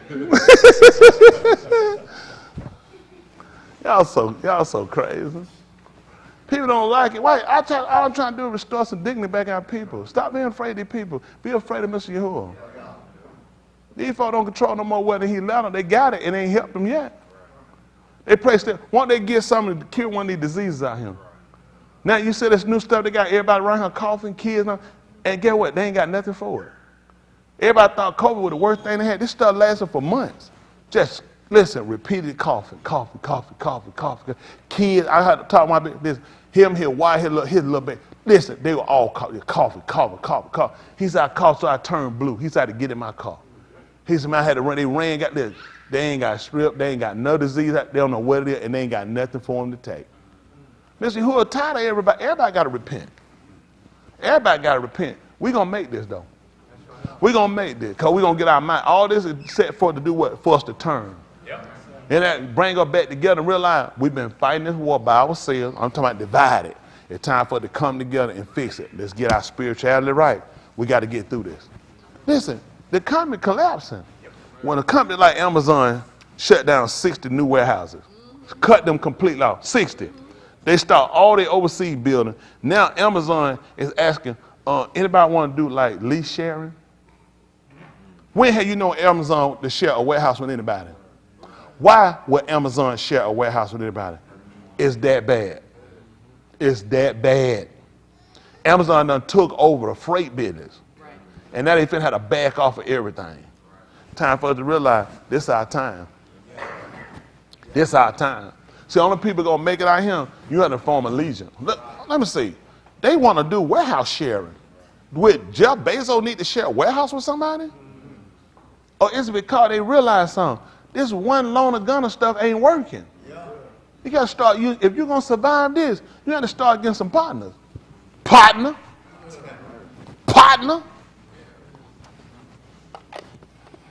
But y'all guys ain't ready for that. Let's look at right quick Ephesians 5:5-1. Why I'm telling y'all all this stuff anyway? You see, look at down in Mississippi helping themselves. What they need? Partner.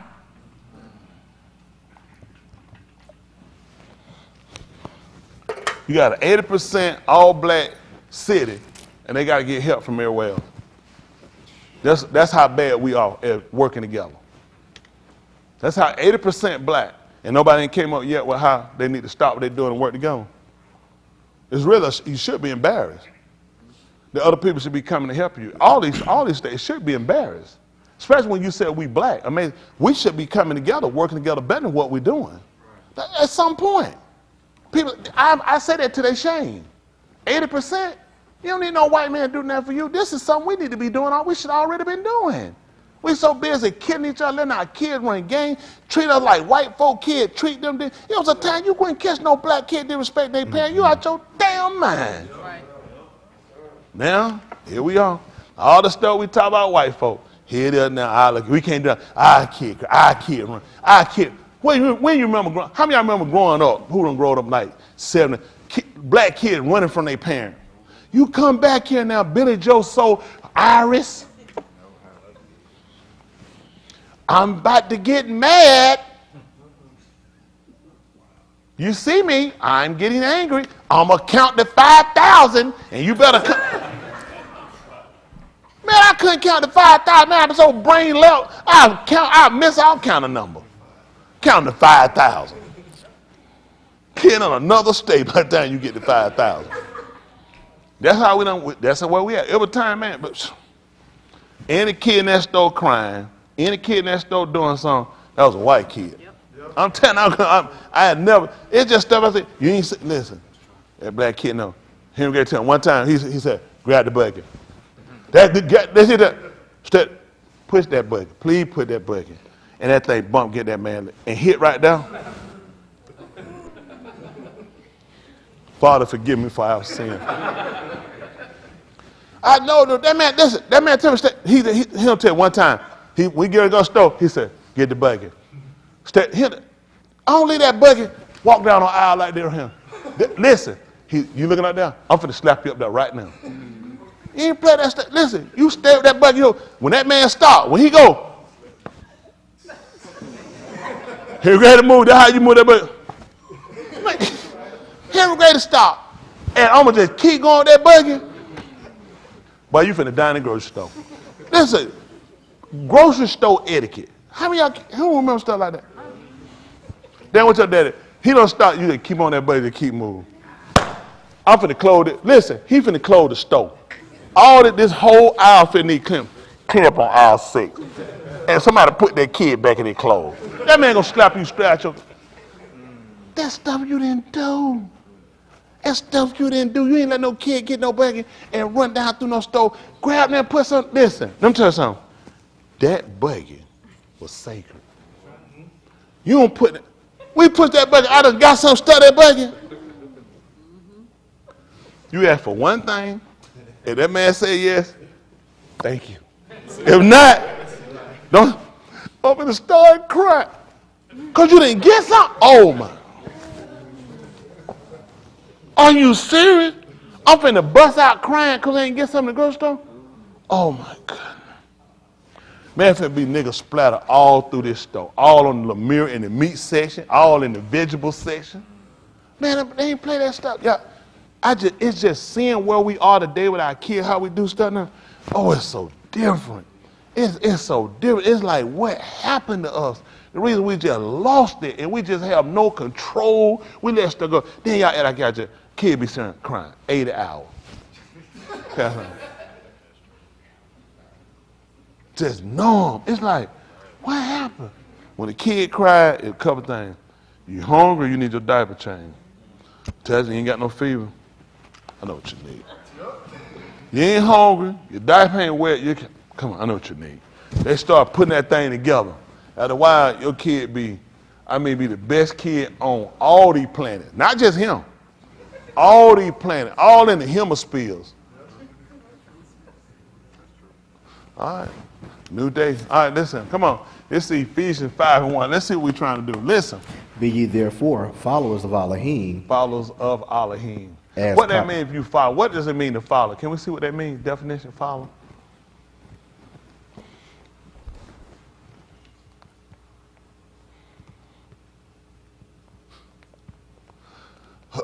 Follow, and I follower. Go or come after a person or thing proceeding ahead. Move or travel behind. Let's see, put that ER on now. Let's put that suffix. Will that be an adjective then? No. Not unless you put what they follow. Well, no. Kind of depending on where you put it at. Is that an adherent or devotee of a particular person, cause, or activity? Adherent or devotee, or a person who moves or travels behind someone or something. Okay. They put a follower too. They put as a devotee. Where I look at a person like, you know, people say they followers of Christ or different things like that. They told us to be followers, therefore, of the Mashiach. So we want to look at what we're doing. I like follow better. Let me see follow. Okay, say followers, want to look at it in the way. Go or come after a person or things proceeding ahead, move or travel behind. That makes sense. Hello? If we're going to be followers, that means we're going to have to follow. Y'all have something ahead. Y'all got it? So a lot of times we'll tell people to follow, they'll be right on the side. I seen some of y'all do that when we went to South Carolina. I said, y'all follow. I see them get out the line, they get in the other lane, they just be over there. I'll be there. Don't think I went on the phone talking about you. I watched everybody. Oh, okay. That's right. The whole ride down there, I stayed on the phone. That's right. You know, I was talking to people that's in the middle and people behind. That's right. The whole, they don't know, am I making this up? No, sir. The entire time going out. You know what we say? Why is this lane? Anyone y'all got that lane? You know what I'm saying? Why is this idiot outside of what we just said following? Every time we looking, because y'all don't know how to run. Some ahead, stay behind. They'll just ease on the side, and before you know it, they'll start creeping up. Because you're not in position where to follow. You're in position where you can take out, do your own thing. These are signs I watch with y'all. How well you can follow directions. People, I just feel I need to catch up. I need to try to get, just follow. Everything that's going to come, you're going to come. And no doubt, people have done this in the past, even it came down to Yahuwah, because people start seeing their own way. If you can just learn to practice, to do what you're told, that's going to be key and significance of your salvation. Like the first thing he told us to do, be ye therefore followers. And we didn't understand what that means, how you know you're doing it. Then that make a difference. That made a difference, y'all, by looking at the definition. Did for me. Something ahead. If I'm gonna be a follower, then I'm gonna be a devoted. I'm gonna be devoted to that, or that particular person or that cause. All that makes a difference. Because now he told me to be a follower. Hello? That's just being. That makes a difference. So if I don't have that understanding, if I don't have the knowledge of what it means, how do I know I'm actually doing it? See what I'm saying? Now instead of me looking at trying not to be a transgressor, I'm in violation. That's why it's dangerous to do something and don't comprehend what you're being told. Be ye therefore followers of, let's see that. Let me see it again, what it say. Ephesians 5:1. Yes, sir. So I guess it's important to know who was talking. Who was talking? Let's type. Good answer. Shaul. Go ahead. He had his hand up. Who? Shaul. Shaul. And what was Shaul telling you to do? Be ye therefore followers of Alahym, as Kabibi Banim. Hold on, stop. So he told you, be ye therefore followers of Alahym, as he said, the most dear children. What does it say? Follow as dear children. I don't know if Kabibi is going to be covered for dear. Does it cover dear? We changed it. We may have changed so it. We did change it. Yes, Dear is Kabibi, would be dear. Right. Okay, like beloved. So following as the beloved children. He's saying the most dear. Isn't that right? They put more emphasis on it. And when you come down to how the Latin's recorded it. Now, this is Shaul talking, but now we want to find out, has this ever been told us before? See if that Oriah, see if that 9 and 23. They call it Luke.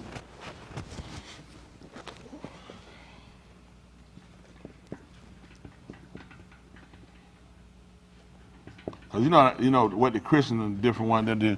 They quick to jump out and holler how, well, I ain't following Paul. I'm following Jesus.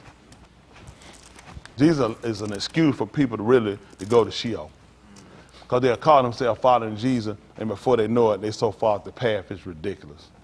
They're not following anything, because they have no understanding. Because now he told you to do something, but then they want to know what he said. Let's see what he told you. Listen. And he said to them all. To how many was it? Them all. You said about 10 of them? To them all. So how many? What? Every one of them. What did he say? If any each will come after me. Do what? Let him deny himself and take up his tube daily and follow me. So if they coming after him, where are they at? In the head of him, and he trying to catch up with them? So it makes sense he would tell you how to follow, because he said if any each will come after me, which means you're possibly going to have to be where? Behind. He's going to be leading. Y'all got it? And this is what he said, and let him do what? For whosoever will, Harm from a bad man, any each will come after me. Let him do what? let him deny himself And do what? and take up his 2 daily, And do what? follow me. Woo! Must like the most dear. You gotta follow that man. It's a certain way you're gonna have to walk when you do it. It's a certain way you're gonna have to believe when you're doing it. Because they just told you that's even before you follow. See, he told you already following, you had to come after. So you coming after, that means something proceeding in front of you, right? But then he told you you're gonna have to deny yourself. So that's gonna be similar to you giving up yourself. Like what probably like sacrificing. Hello? Because you're denying. Kind of like when it comes down to when we fast. You deny yourself of food and water. These are necessities, right? And he taught us that first. So let me see. If I'm actually keeping it like he told me, and I, we do as atonement, kafar, then you have to deny yourself there. You have to deny yourself, and then you have to be willing to give up something. Had to give up half a shekel. It costs you something. I don't know, these folks are salvation free, but you got to give up half a shekel for your nafash. And you got to deny yourself. All these things he told you, deny yourself, then you got to give some of yourself. And that's what we look at now. And because we've been just taking things for so long, we have no idea about cost. It's like kids, they don't have no idea about cost. When I grow up, I'm gonna be rich, I want to get me something, I'm gonna get me a big house, well, there go your riches. Because you didn't understand what you were doing. You just went with things with the eye. You had no idea about the value of money and how things are. So he asked you for something, and it was expensive. He said, and the reason why, he said, because the redemption of your soul is costly. That's why. You would say, man, it's ridiculous. Had to pay all that money. He said, well, the redemption of your soul. And then the only way to get you to understand it had to be a higher cost. You denying yourself for food and water. Now he told you, now you deny yourself of sexual pleasures. Things you would do typically, being fornicator, being adulterer. You deny yourself of smoking and drinking. Give all these things up now. Just like you gave up necessities. When you're doing kafar, you give up necessity. Food and water you got to have. Right, now you giving up necessity. Now he's saying, so if you can do this, you tell me you can't give up fornication? You can't give up adultery? You can't give up kazab? You can't give up lying?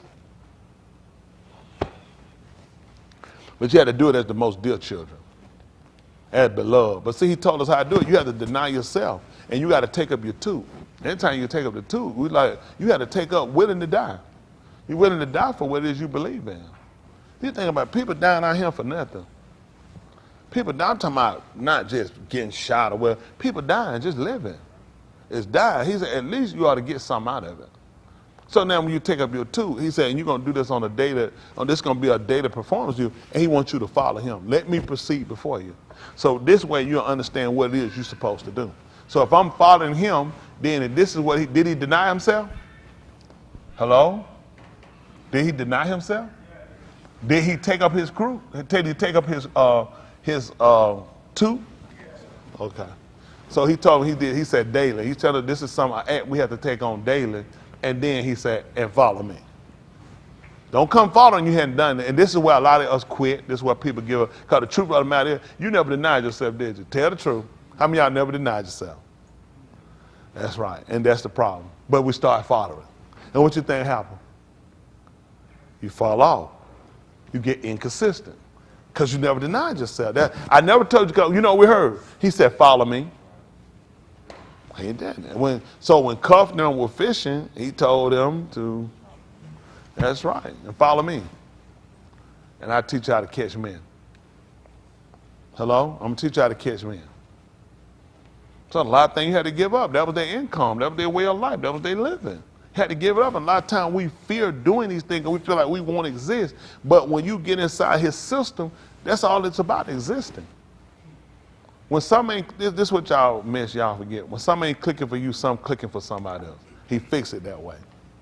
See, it's always working you with, listen, it's going to be some days your day ain't going to be your best day. But how about my day ain't too bad? I got enough I can help you out for this day. And one day ain't going to click. And guess what happened? It be your day to click. So guess what happened? Now guess what? We keep it. We're steady rolling. But when you're a lone gunner, stay on yourself, try to do your own thing. I don't be wanting no help. I don't want nobody. And you keep living. You don't need something from somebody. You can now, except for some lame brain, who just wants stuff from everybody.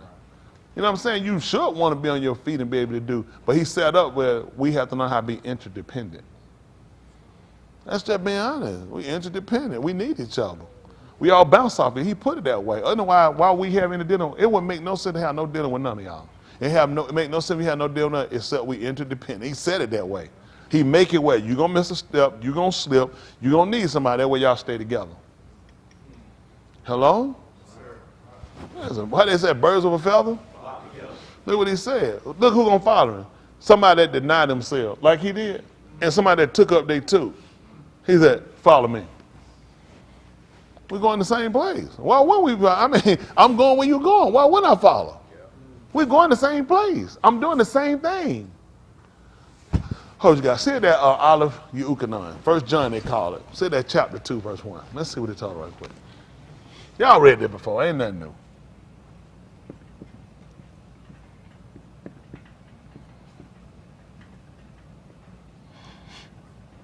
Man, look at him.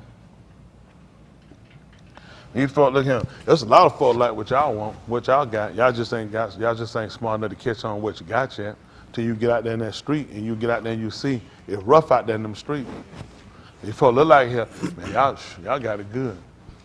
We had members down here, COVID, couldn't go nowhere. I guarantee they ain't miss a beat and they weren't gonna be outside. 46 days. Man, you need to work. How many of y'all go 46 days without working? Guess what? They weren't gonna miss a beat. Wasn't even possible. Wasn't even possible. Mr. Yahuwah already made provision. That's what we do. That's exactly what we do. Listen, you might be going through one end. One thing about it, though, you ain't got to go down on every end. He fixed it that way. We get strength from each other. Yeah. That's how you do it. People don't realize it's a small thing to some folks. I got some, I just can't stand, man. That stuff I already know it ain't no good. I know you in your head, you fight me. You losing that fight. Because you ain't even in my mind. You losing that fight. You can never get my head. I already know you ain't got a brain. Why would I waste my time thinking about you? You already in your own derision. Stay with the foe. I try to tell you, stay with the foe. Stay with the foe. You watch it all the time. Look at the Animal Kingdom. Watch it. You'll never see Ari jump in no crowd. Ari wait for the fool that run out by themselves. Ari ain't stupid. You gonna get yourself killed. You run up in him. Ari sit back. And they already know. He just sit back. Ari on. She just sit there and watch. Ari just watch. It's always one. Everybody running. Long gunner. He said, that's the one I want right there. They ain't stupid. When that crap, they know I run in there, they're going to kill me. They're going to stampede me. I'm going to wait on the fool that can't follow. They're going to break off. Watch the one that's still in the flock. They know exactly where to stay. Keep it tight. When they get later, they can't see. They keep it real tight. All right, no. You run up in that thing, I'm going to get stumped. Listen, predators ain't stupid. Run up in there, you'll get yourself stampeded. Wait on the one that's going to break off by themselves. All right, let's see. My little Benin, do what? These things katab I unto you, that ye katah not. And if any ish katah, ye have an advocate with the Abba, Yahushua HaMashiach, the Sadiq. They put Sadak. None of the Latin put Sadak, he put Sadiq. Righteous, the Latin recorded just. All right, come on. And he that could be because when you translate over Sadak looks so close in writing, and one said, well, righteous, just would be the same. Come on. And he is the propitiation for our Kataim. Hands for propitiation. I got a bishop. I got Daud the doorkeeper, and I got Zacchaeus, small in stature. You gonna be Zacchaeus, Daud the doorkeeper, and we got Master Chin, and we got good old American white man, and we got evangelist back down, and then we got the apostle bishop. Then we got plain old bishop. So y'all remember who you is now. We got mean old nasty Hayward. He still got the same title. All right, who we going with? We said David the doorkeeper. We said David. Right there, the doorkeeper. Remember, he said, I'd rather be a doorkeeper in a house of Yahuwah to be anything in the tent. He said, be anything in the tent of the Roshan. So we're going with Bishop passing it. What about Zacchaeus? He told him to come down. He had to buy at his house. You can't use both of them. Who you going with, Joker? Hayward. All right, Hayward, put in your hand. The bishop said put in your hand and answer it. Propitiation. He said perpetuation. He said atonement. He calls it's the gain or the regain. Perpetuation is the gain or the regain. Where you get that from? So that's what happens. You be trying to fight all your friends. Let them look up perpetuation. It should be the gain or the regain, which makes sense. Because now you got to look at something, and why it makes sense, just them writing the word. Because you're talking, if you're listening, you wrote first to tell them, say, the action of perpetuating or appeasing a God, spirit, or person. Wow. He lifted his hand in perpetuation. Never heard that. Then he got atonement down here, especially that of Jesus Christ. So we don't even like that word. I definitely don't like Jesus Christ. Now I will put Jesus Christ with all music, all Asian music. Just hate that. Just no. Atonement, special God. It should have been the gain or the regain. Atonement would make amends. So you could use that for situation, win or regain favor of God, spirit, or person by doing something that pleases them. So the pagans thought it was important to perpetuate the gods with sacrifices. This is the Jesus Christ people. So y'all do see they did put that gain, win or gain the favor of. They put a God, spirit, or person. So that's what we look at with Yahushua. But he called him out perpetuation. So through him is how we regain. And for some, it will be the gain, because you're looking at more than one people. You remember the writing first came to us, and it went out to others. So for us, we would have been the ones who would have told us to katab not. I mean, kata not, sin not. But if any man did commit kata, we had an advocate, which was Yahushua, the perpetuation, who was our regain. Y'all got it? So we want to understand how it worked, because everybody with us would have been in the same place. Even if you look in the Acts of the Alahym 2:37, they said, men and brethren, what should we do? And what did he say? Repent and be immersed, every one of you, in the Shem of Yahushua Mashiach for the what? Remission of Kata, and you shall receive the Barak of the Ruach HaKadosh, the spirit of separation. He told you, for the promises unto you and unto, which was the Shabbat. They saying the promise, the Shabbat was unto you and unto your Benin, and to all that fall out, even as many as the Yahuwah Alahym. It said the Lord, the Adon, Alahym should call, Kara. And with many other words that he testified and exalt, saying, save yourself. Every one of y'all be saved together? Save yourself, because it's an individual journey. It's collective, then it's individual. Save yourself. Because of what people start looking, I'm trying to get everybody saved, trying to get my kids saved, trying to get my wife, trying to get my husband saved. Save yourself. Save yourself. Don't for this untoward generation was the back of generation. And with many other words need justify as all saying, save yourself. And those that received his word were immersed.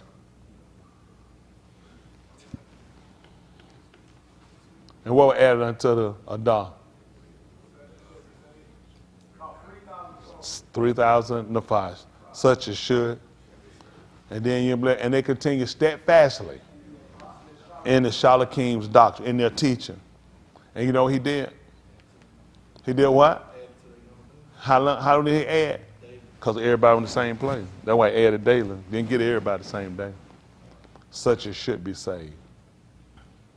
And that's what happened. Everybody says, so you talk about, he told the people not to commit kata, but if any man commit kata, he let the people know who hadn't reached that level yet that there was somebody to get gain for him. For those that already reached it, not to do it. So what happened when you read that, it really leads to that. See, this is what's bad when you give this to people. And he is the perpetuation for our kata. No, back me up. My little Benin, these things I write to you that ye may not sin. So the not sin means don't do it. But, which means rather, if any sin, we have an advocate with the Abba, Yahushua HaMashiach, the Sadak. Y'all got it? The problem becomes when you read it, it look like it okays you to commit kata. It does. Versus you looking at, you're talking to a group of people, everybody not the same level. Right. Okay, so this is the thing. I said, hey, for you not to sin. Somebody said, I've been sinning. So now I can't be saved. Well, I'm talking to the person that hadn't been saved, who hadn't been sinning, who's transferred over to continue the act of not committing kata. I'm talking to somebody that have committed who doesn't know it, he's getting the knowledge that there is something to get you back into favor with him. You got it? I mean, come on, when you first start, you're going to stumble, you're going to fall. Don't let anybody make no fool out of you. People don't just start walking tall, mean, complete. It's going to be a process.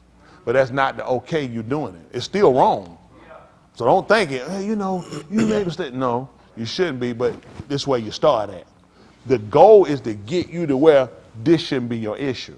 And once you start putting together how the program works, who everything's allowed to and what's allotted to, I mean, it just makes sense. Because you got to look at Cuff. When Cuff was told he was with Yahushua, you know what we charge him with? We charge him with lying. They say he lied. Yahushua told he was going to deny him. He never told him he was a liar. Because he only told that to some people that didn't believe anyway. Okay, I don't know what these people doing. They go out and tell you, Peter went off the line again. I don't know where y'all got that stuff from. He told the man he was going to deny him. If they didn't believe and do what he do, who did he lie to? Wow, that's tight. That's tight. What Shamshun was charged with? He broke his vow. There was not a razor supposed to come upon his head. What did he tell her 7 times? What did she say he did? Where did the book charge him with lying at? What did his father tell him in the first place? Isn't it somebody of our own people you could have got with? But then I'd be charged with lying if I told them that. These people don't know what they're doing. That man out there just looking to go to work. I mean, that's just been in that book. I mean, people look for stuff. Now let me say that. I ain't teach you to go out here and just be telling no lies now. I only folks on him.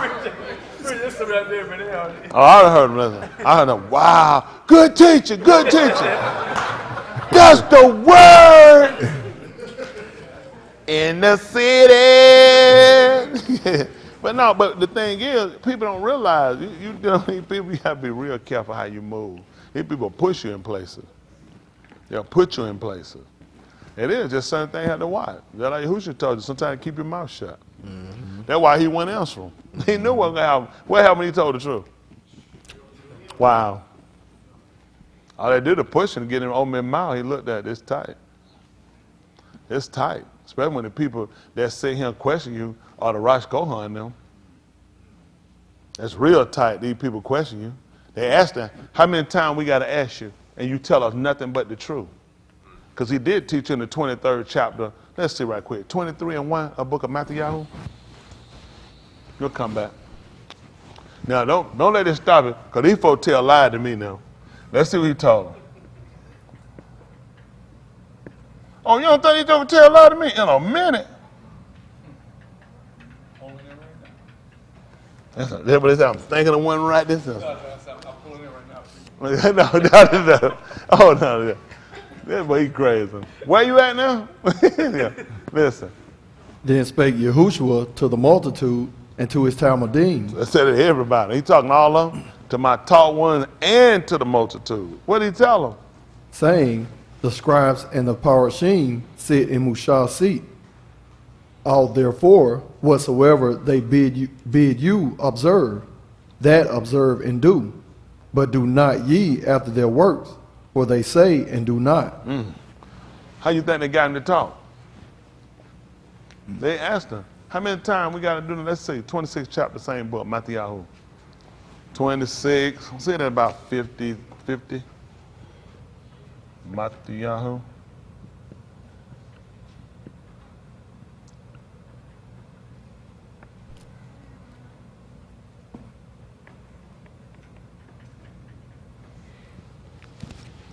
First thing we got to do, we got to clean up our act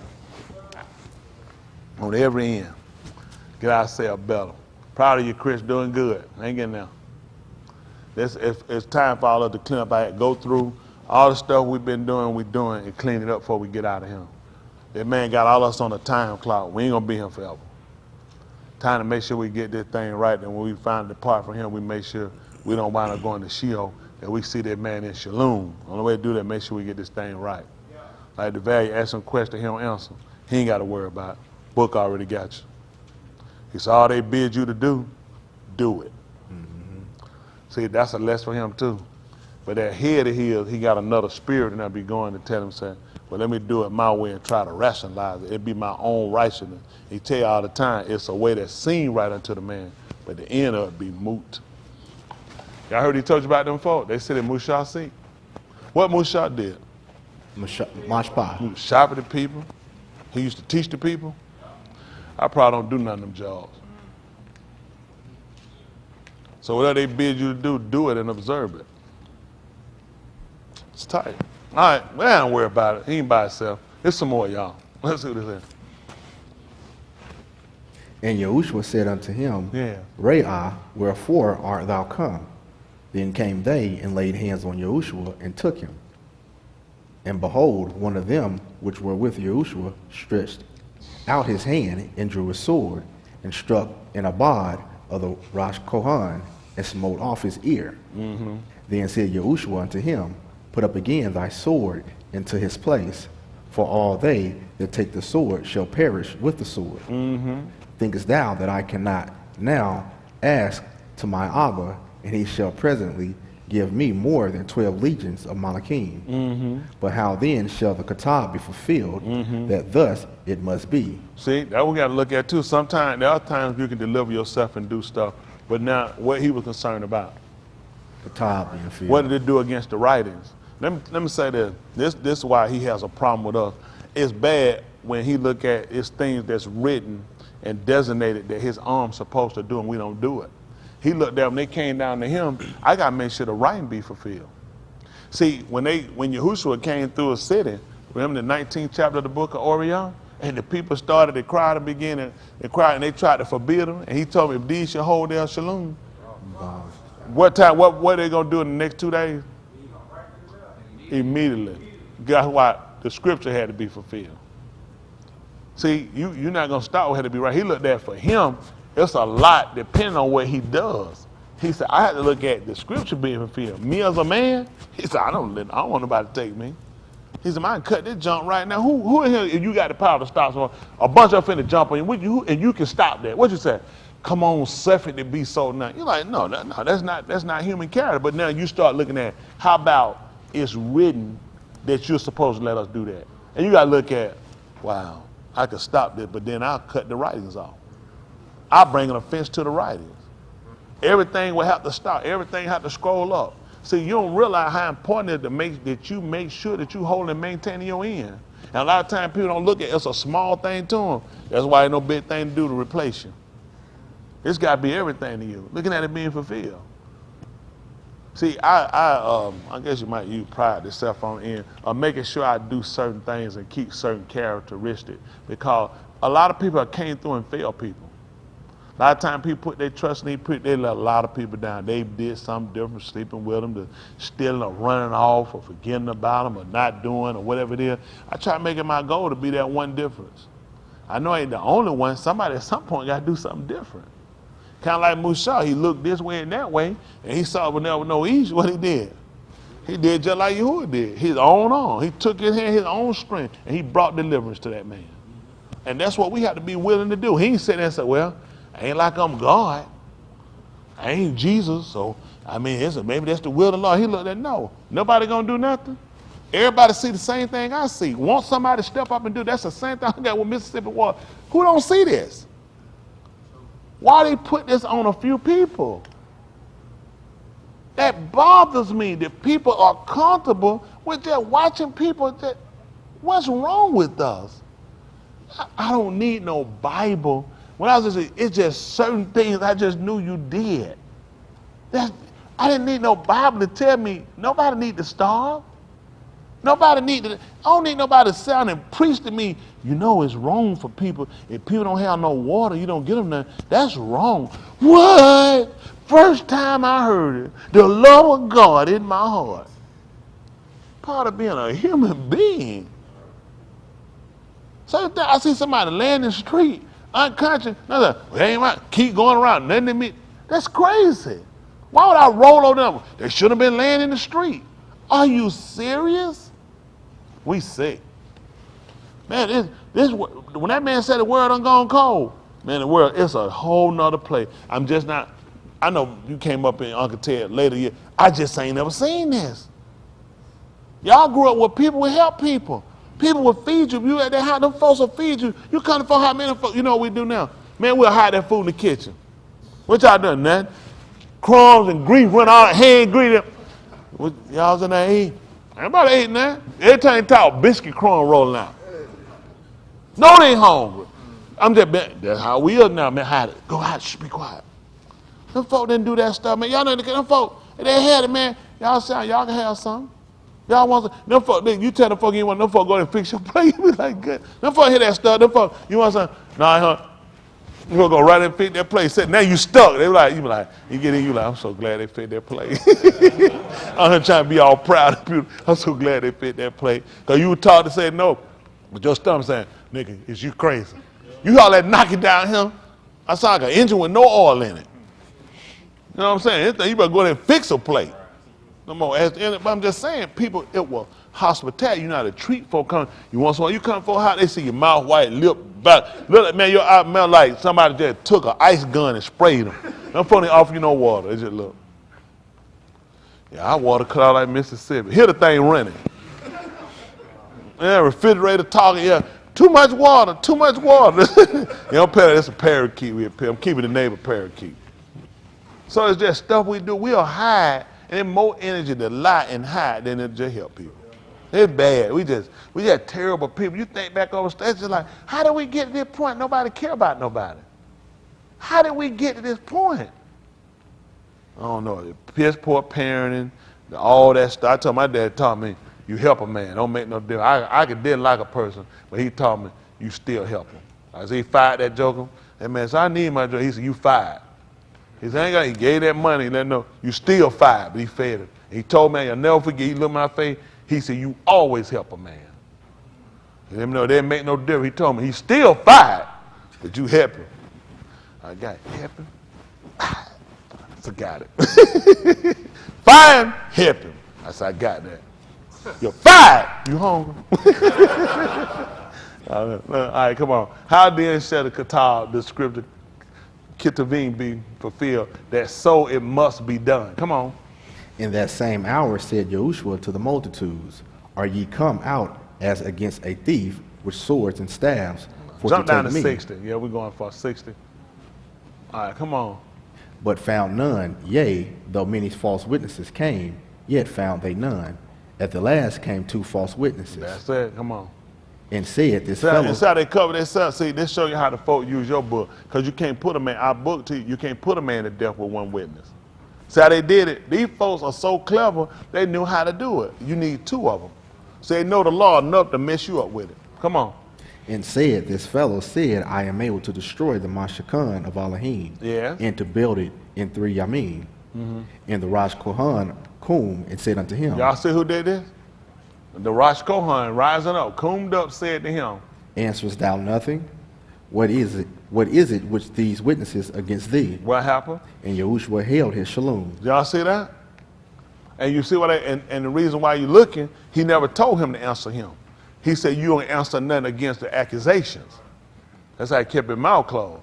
I'm not even going, these liars, I ain't got nothing to say to them guys. Watch the change. Listen. And the Rosh Kohan answered and said unto him, I adjure thee. That changed from you don't have nothing to say against what they said. Right. See, the stuff y'all doing here, that's not book. See, they'll go around, see, they don't know I know how to read. I got comprehension when I read. They just know them nice words. Comprehension tell you common sense. If you read, he never did not answer him. He said, you're not going to answer against the charges. That's right. Now he said, I'm asking you now. Let's see what he say. Let's see, he said, I don't know. A lot of things I've done I can't say. Let's see what happens. Let's see how he answered. I adjure thee by the Kai Alahym, that thou tell us whether thou be the Mashiach, the Ben of Alahym. What happened? Yahushua saith unto him, I don't know. Thou I hast can't say said. I did a lot of stuff. Well, I don't know. I said so much stuff, taught all kind of places. I don't know. How he answer? Thou hast said, nevertheless I say unto you, Hereafter shall ye see the Ben of East sitting on the right hand of power and coming in the clouds of Shamayim. And what happened? Then the Rosh Kohan rent his clothes, saying, He hath spoken blasphemy. What further need have we of witnesses? Behold, now ye have Shammah his blasphemy. See that? That's why I had to answer. Because he just told you, when they ask you something, you're supposed to do it. Everything they tell you to do, he told you to do it. Just don't do after they manner. You got a problem with them, don't do what they do. But they still in position, they lead over you. Yes, sir. See, I show y'all a lot of time where your faults come in at. See, this ain't just you the bad, but to you, them. What'll happen, you'll waste your time trying to be smarter than what you are. You're really not that smart. The book catch you every time. And that comes for a reason. It's to help him. Not for, oh, he cutting out. Really not. It's cutting him, but it's to help him. If you got a mind to be saved, you got a mind to follow and obey rules. But your mind is always trying to sneak around something and see the cleverest way to answer something because you think you're getting trapped into something. And you trapped your own self. 23-1 got you. He said, they said in Mushah's seat, all they bid you, Do it. think about it first. Do it. Because, see, it'll go against what you've been taught. See, what'll happen with people try to look at how to get over some of people try to look how to justify doing stuff. You can't do that. Like when I was with my former pastor, I never went against him now. Nobody never tell you that. Never happened. I left.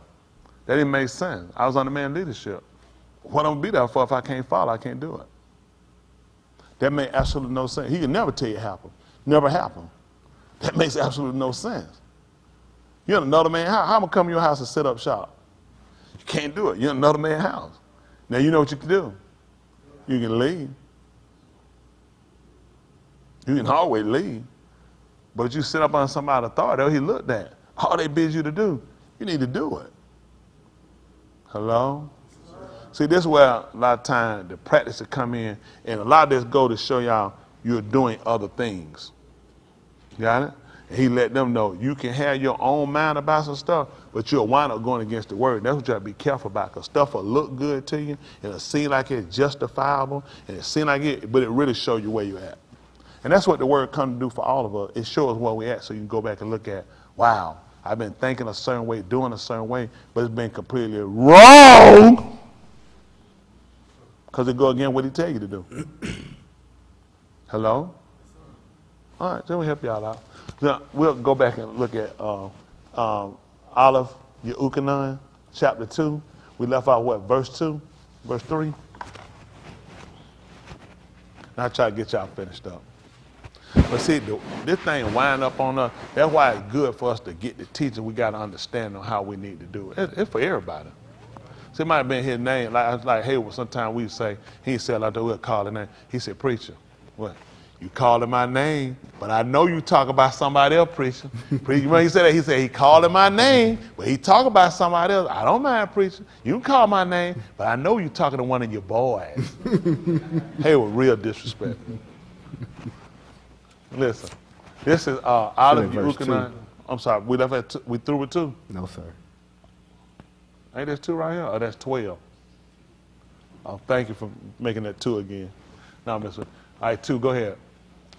And he is the propitiation for our Kataim, and not for ours only, but also for the Kataim of the whole alone. See that? He the regain for everybody. Listen. And hereby we do know that we know him. I can't, hold on for a minute. We do know that we know him. That's like affirmative. What we have to do? If we keep his Amar. That's an S on that. Yes, sir. Did he command us to, whatever they tell y'all to do it? Sir. Would these be signs? Would these be odds? So people say, how do you know you know him? No, people ask you that, ever catch you up and throw you. How you know him? Because he said, hereby we do. And by this we know that we have known him. Know that we have known him. If we keep his, that's how we know that we've known him. Because that's the teaching. See, all this is what differentiates us from everybody else. So when you ask about the Kodashim, those are the separated ones. Hello? The separated ones. That's why they had the parashim. These were separatists. That's why they had a problem. Yahushua was sitting down eating with people that commit qatar.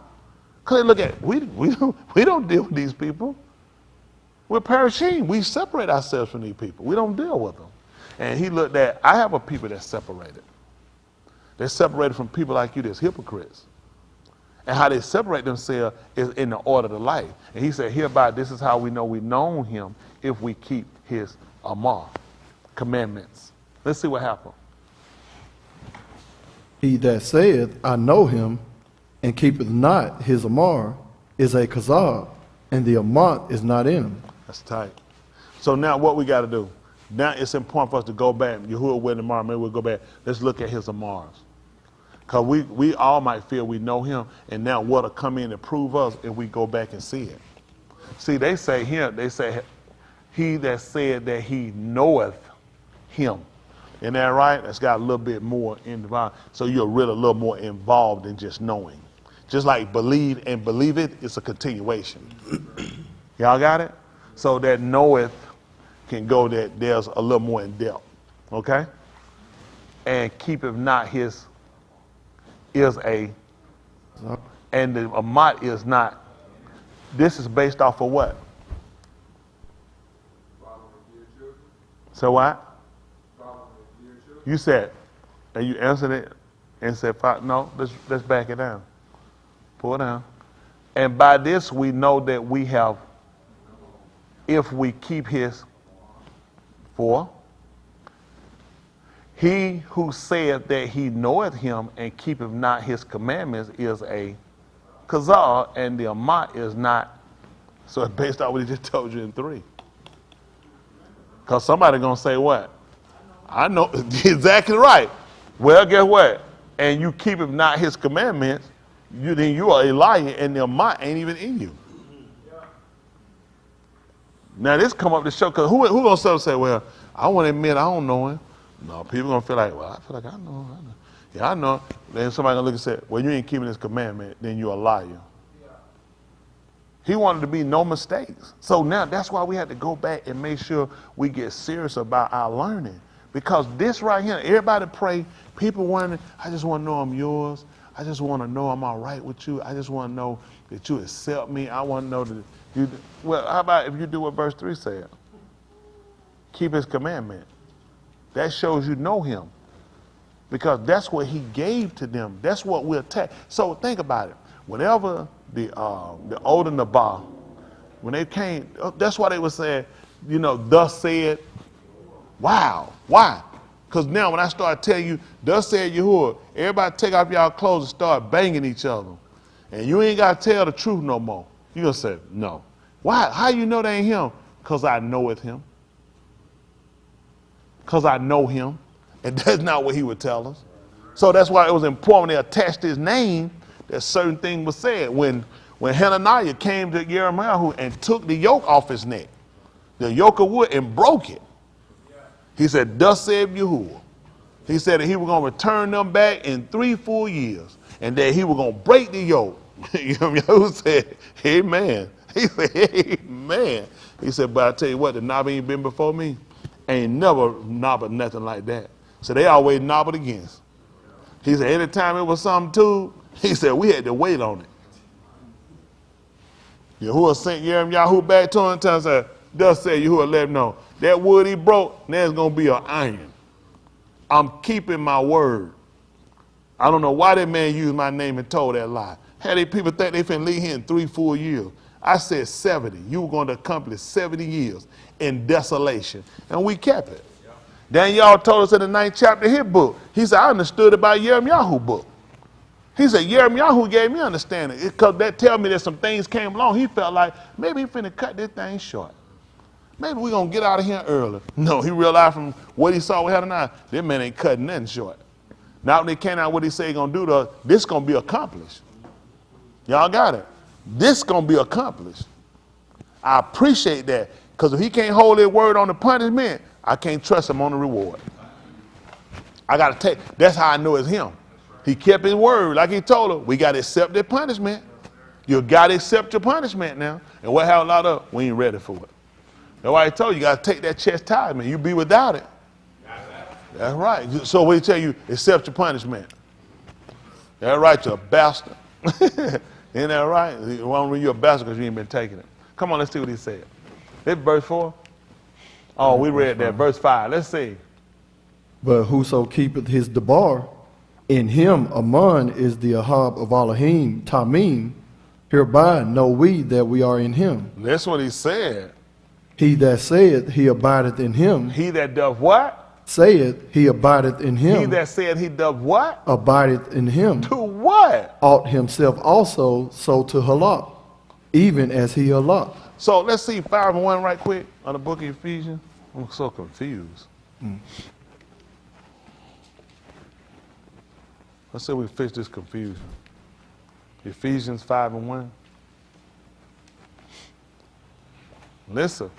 Be ye therefore followers of Alahym, As what? Kabibim, Banim, And do what? and Halak in Ahab. Hold on. And a walk, a lock in Ahab as, Mashiach also hath Ahab thus, and hath given himself up for us an offering and a sacrifice to Alahym for a sweet smelling savor. now, when he told us to follow him, how you think we're going to do that? Anybody got an answer? Hands? Uh-oh. I got me a big Tim. I got a 1 Timothy. I got a 1 Timothy back there. Ain't that right? He the first one right hand. Then I got a hump outside. You know they said you got to get over the hump first. So what we're going to do? We're going to go with the 1 Timothy, or we're going with the hump. Get over the hump. Hold on for a minute. He gonna hand it. Hey, what's your hand up for? Uh-oh. Y'all, please, y'all get up. He said he read the answer. Hump, did you get him the answer? See, yeah, you know he gonna mess this up, right? Oh, he got it at the time. All right, y'all ready for the answer? What is it?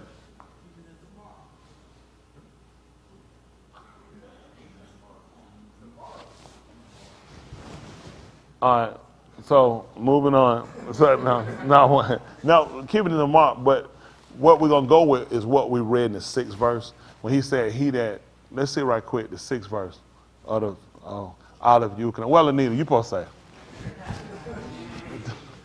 And 6. No, not of Ephesians, yeah. All of you can, 1 John they call it. 2. He that said he abideth in him ought also to, even as he. That's what you want to look at. That's why he can say, follow me. See, this what, so think about it. In 9:23 of Oriel, what he told y'all? See that? Take up your tooth daily.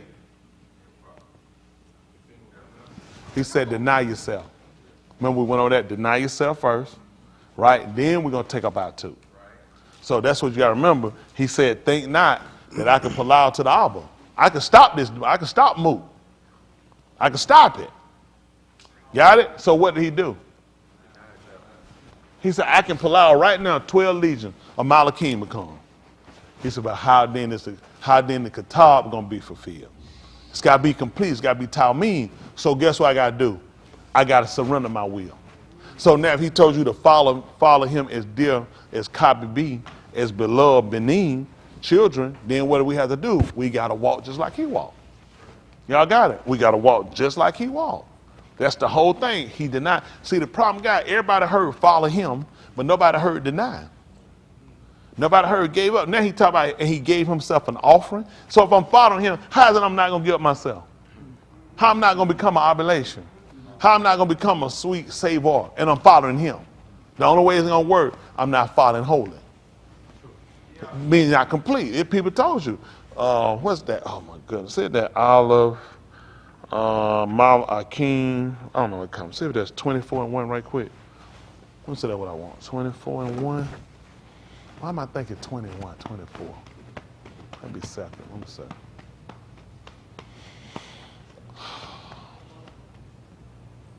It's not 24? 22, 20. So see if it's second. Beth.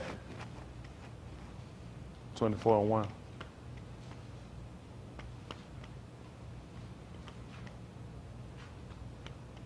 No. See if it's 22.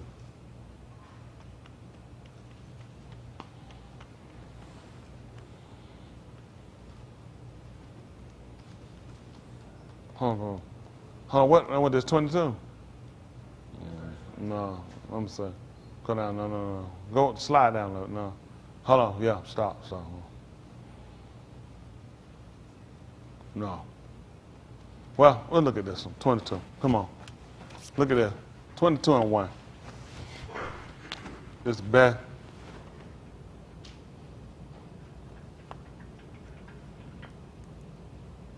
Alahym, they call the kings. Look at this.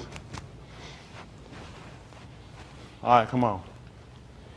Josiah was 8 years old when he began to reign. And he reigned 30 and 1 years in Jerusalem. And his name Shem was Yedidah, the Bath of Adiah, and his mother's name was Beloved. Come on. of Basakat. And he did that which was Sadiq in the sight.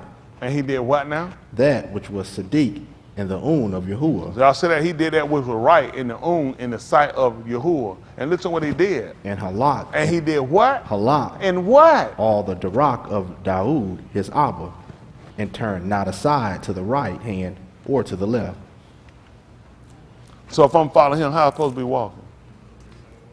In all the ways he walked. See, the problem, a lot of us will do it, but your law won't be right. So there was some that did it and kept it, but their law wasn't right. See, if he walked in all the ways of Daoud a harb Yahuwah. He a harb Yahuwah. It wasn't just the service he gave, it was the harb he had for Yahuwah. He set things aside for Yahuwah because he a harb them. So if he was going to be like his father, he had to follow and mimic the same way behavior. What else we'll do what'll get us by. We'll do enough to where we don't get called out. We'll do enough to where we can skate by, and that won't get you in with Yahuwah. We got to make sure our law is of the same magnitude. You trying to, listen, let's be practical in our clothes. Where you trying to go? You know he went there. He there. He made it to Shaman. He made it into the Malkuth Alahym. This is where you trying to go.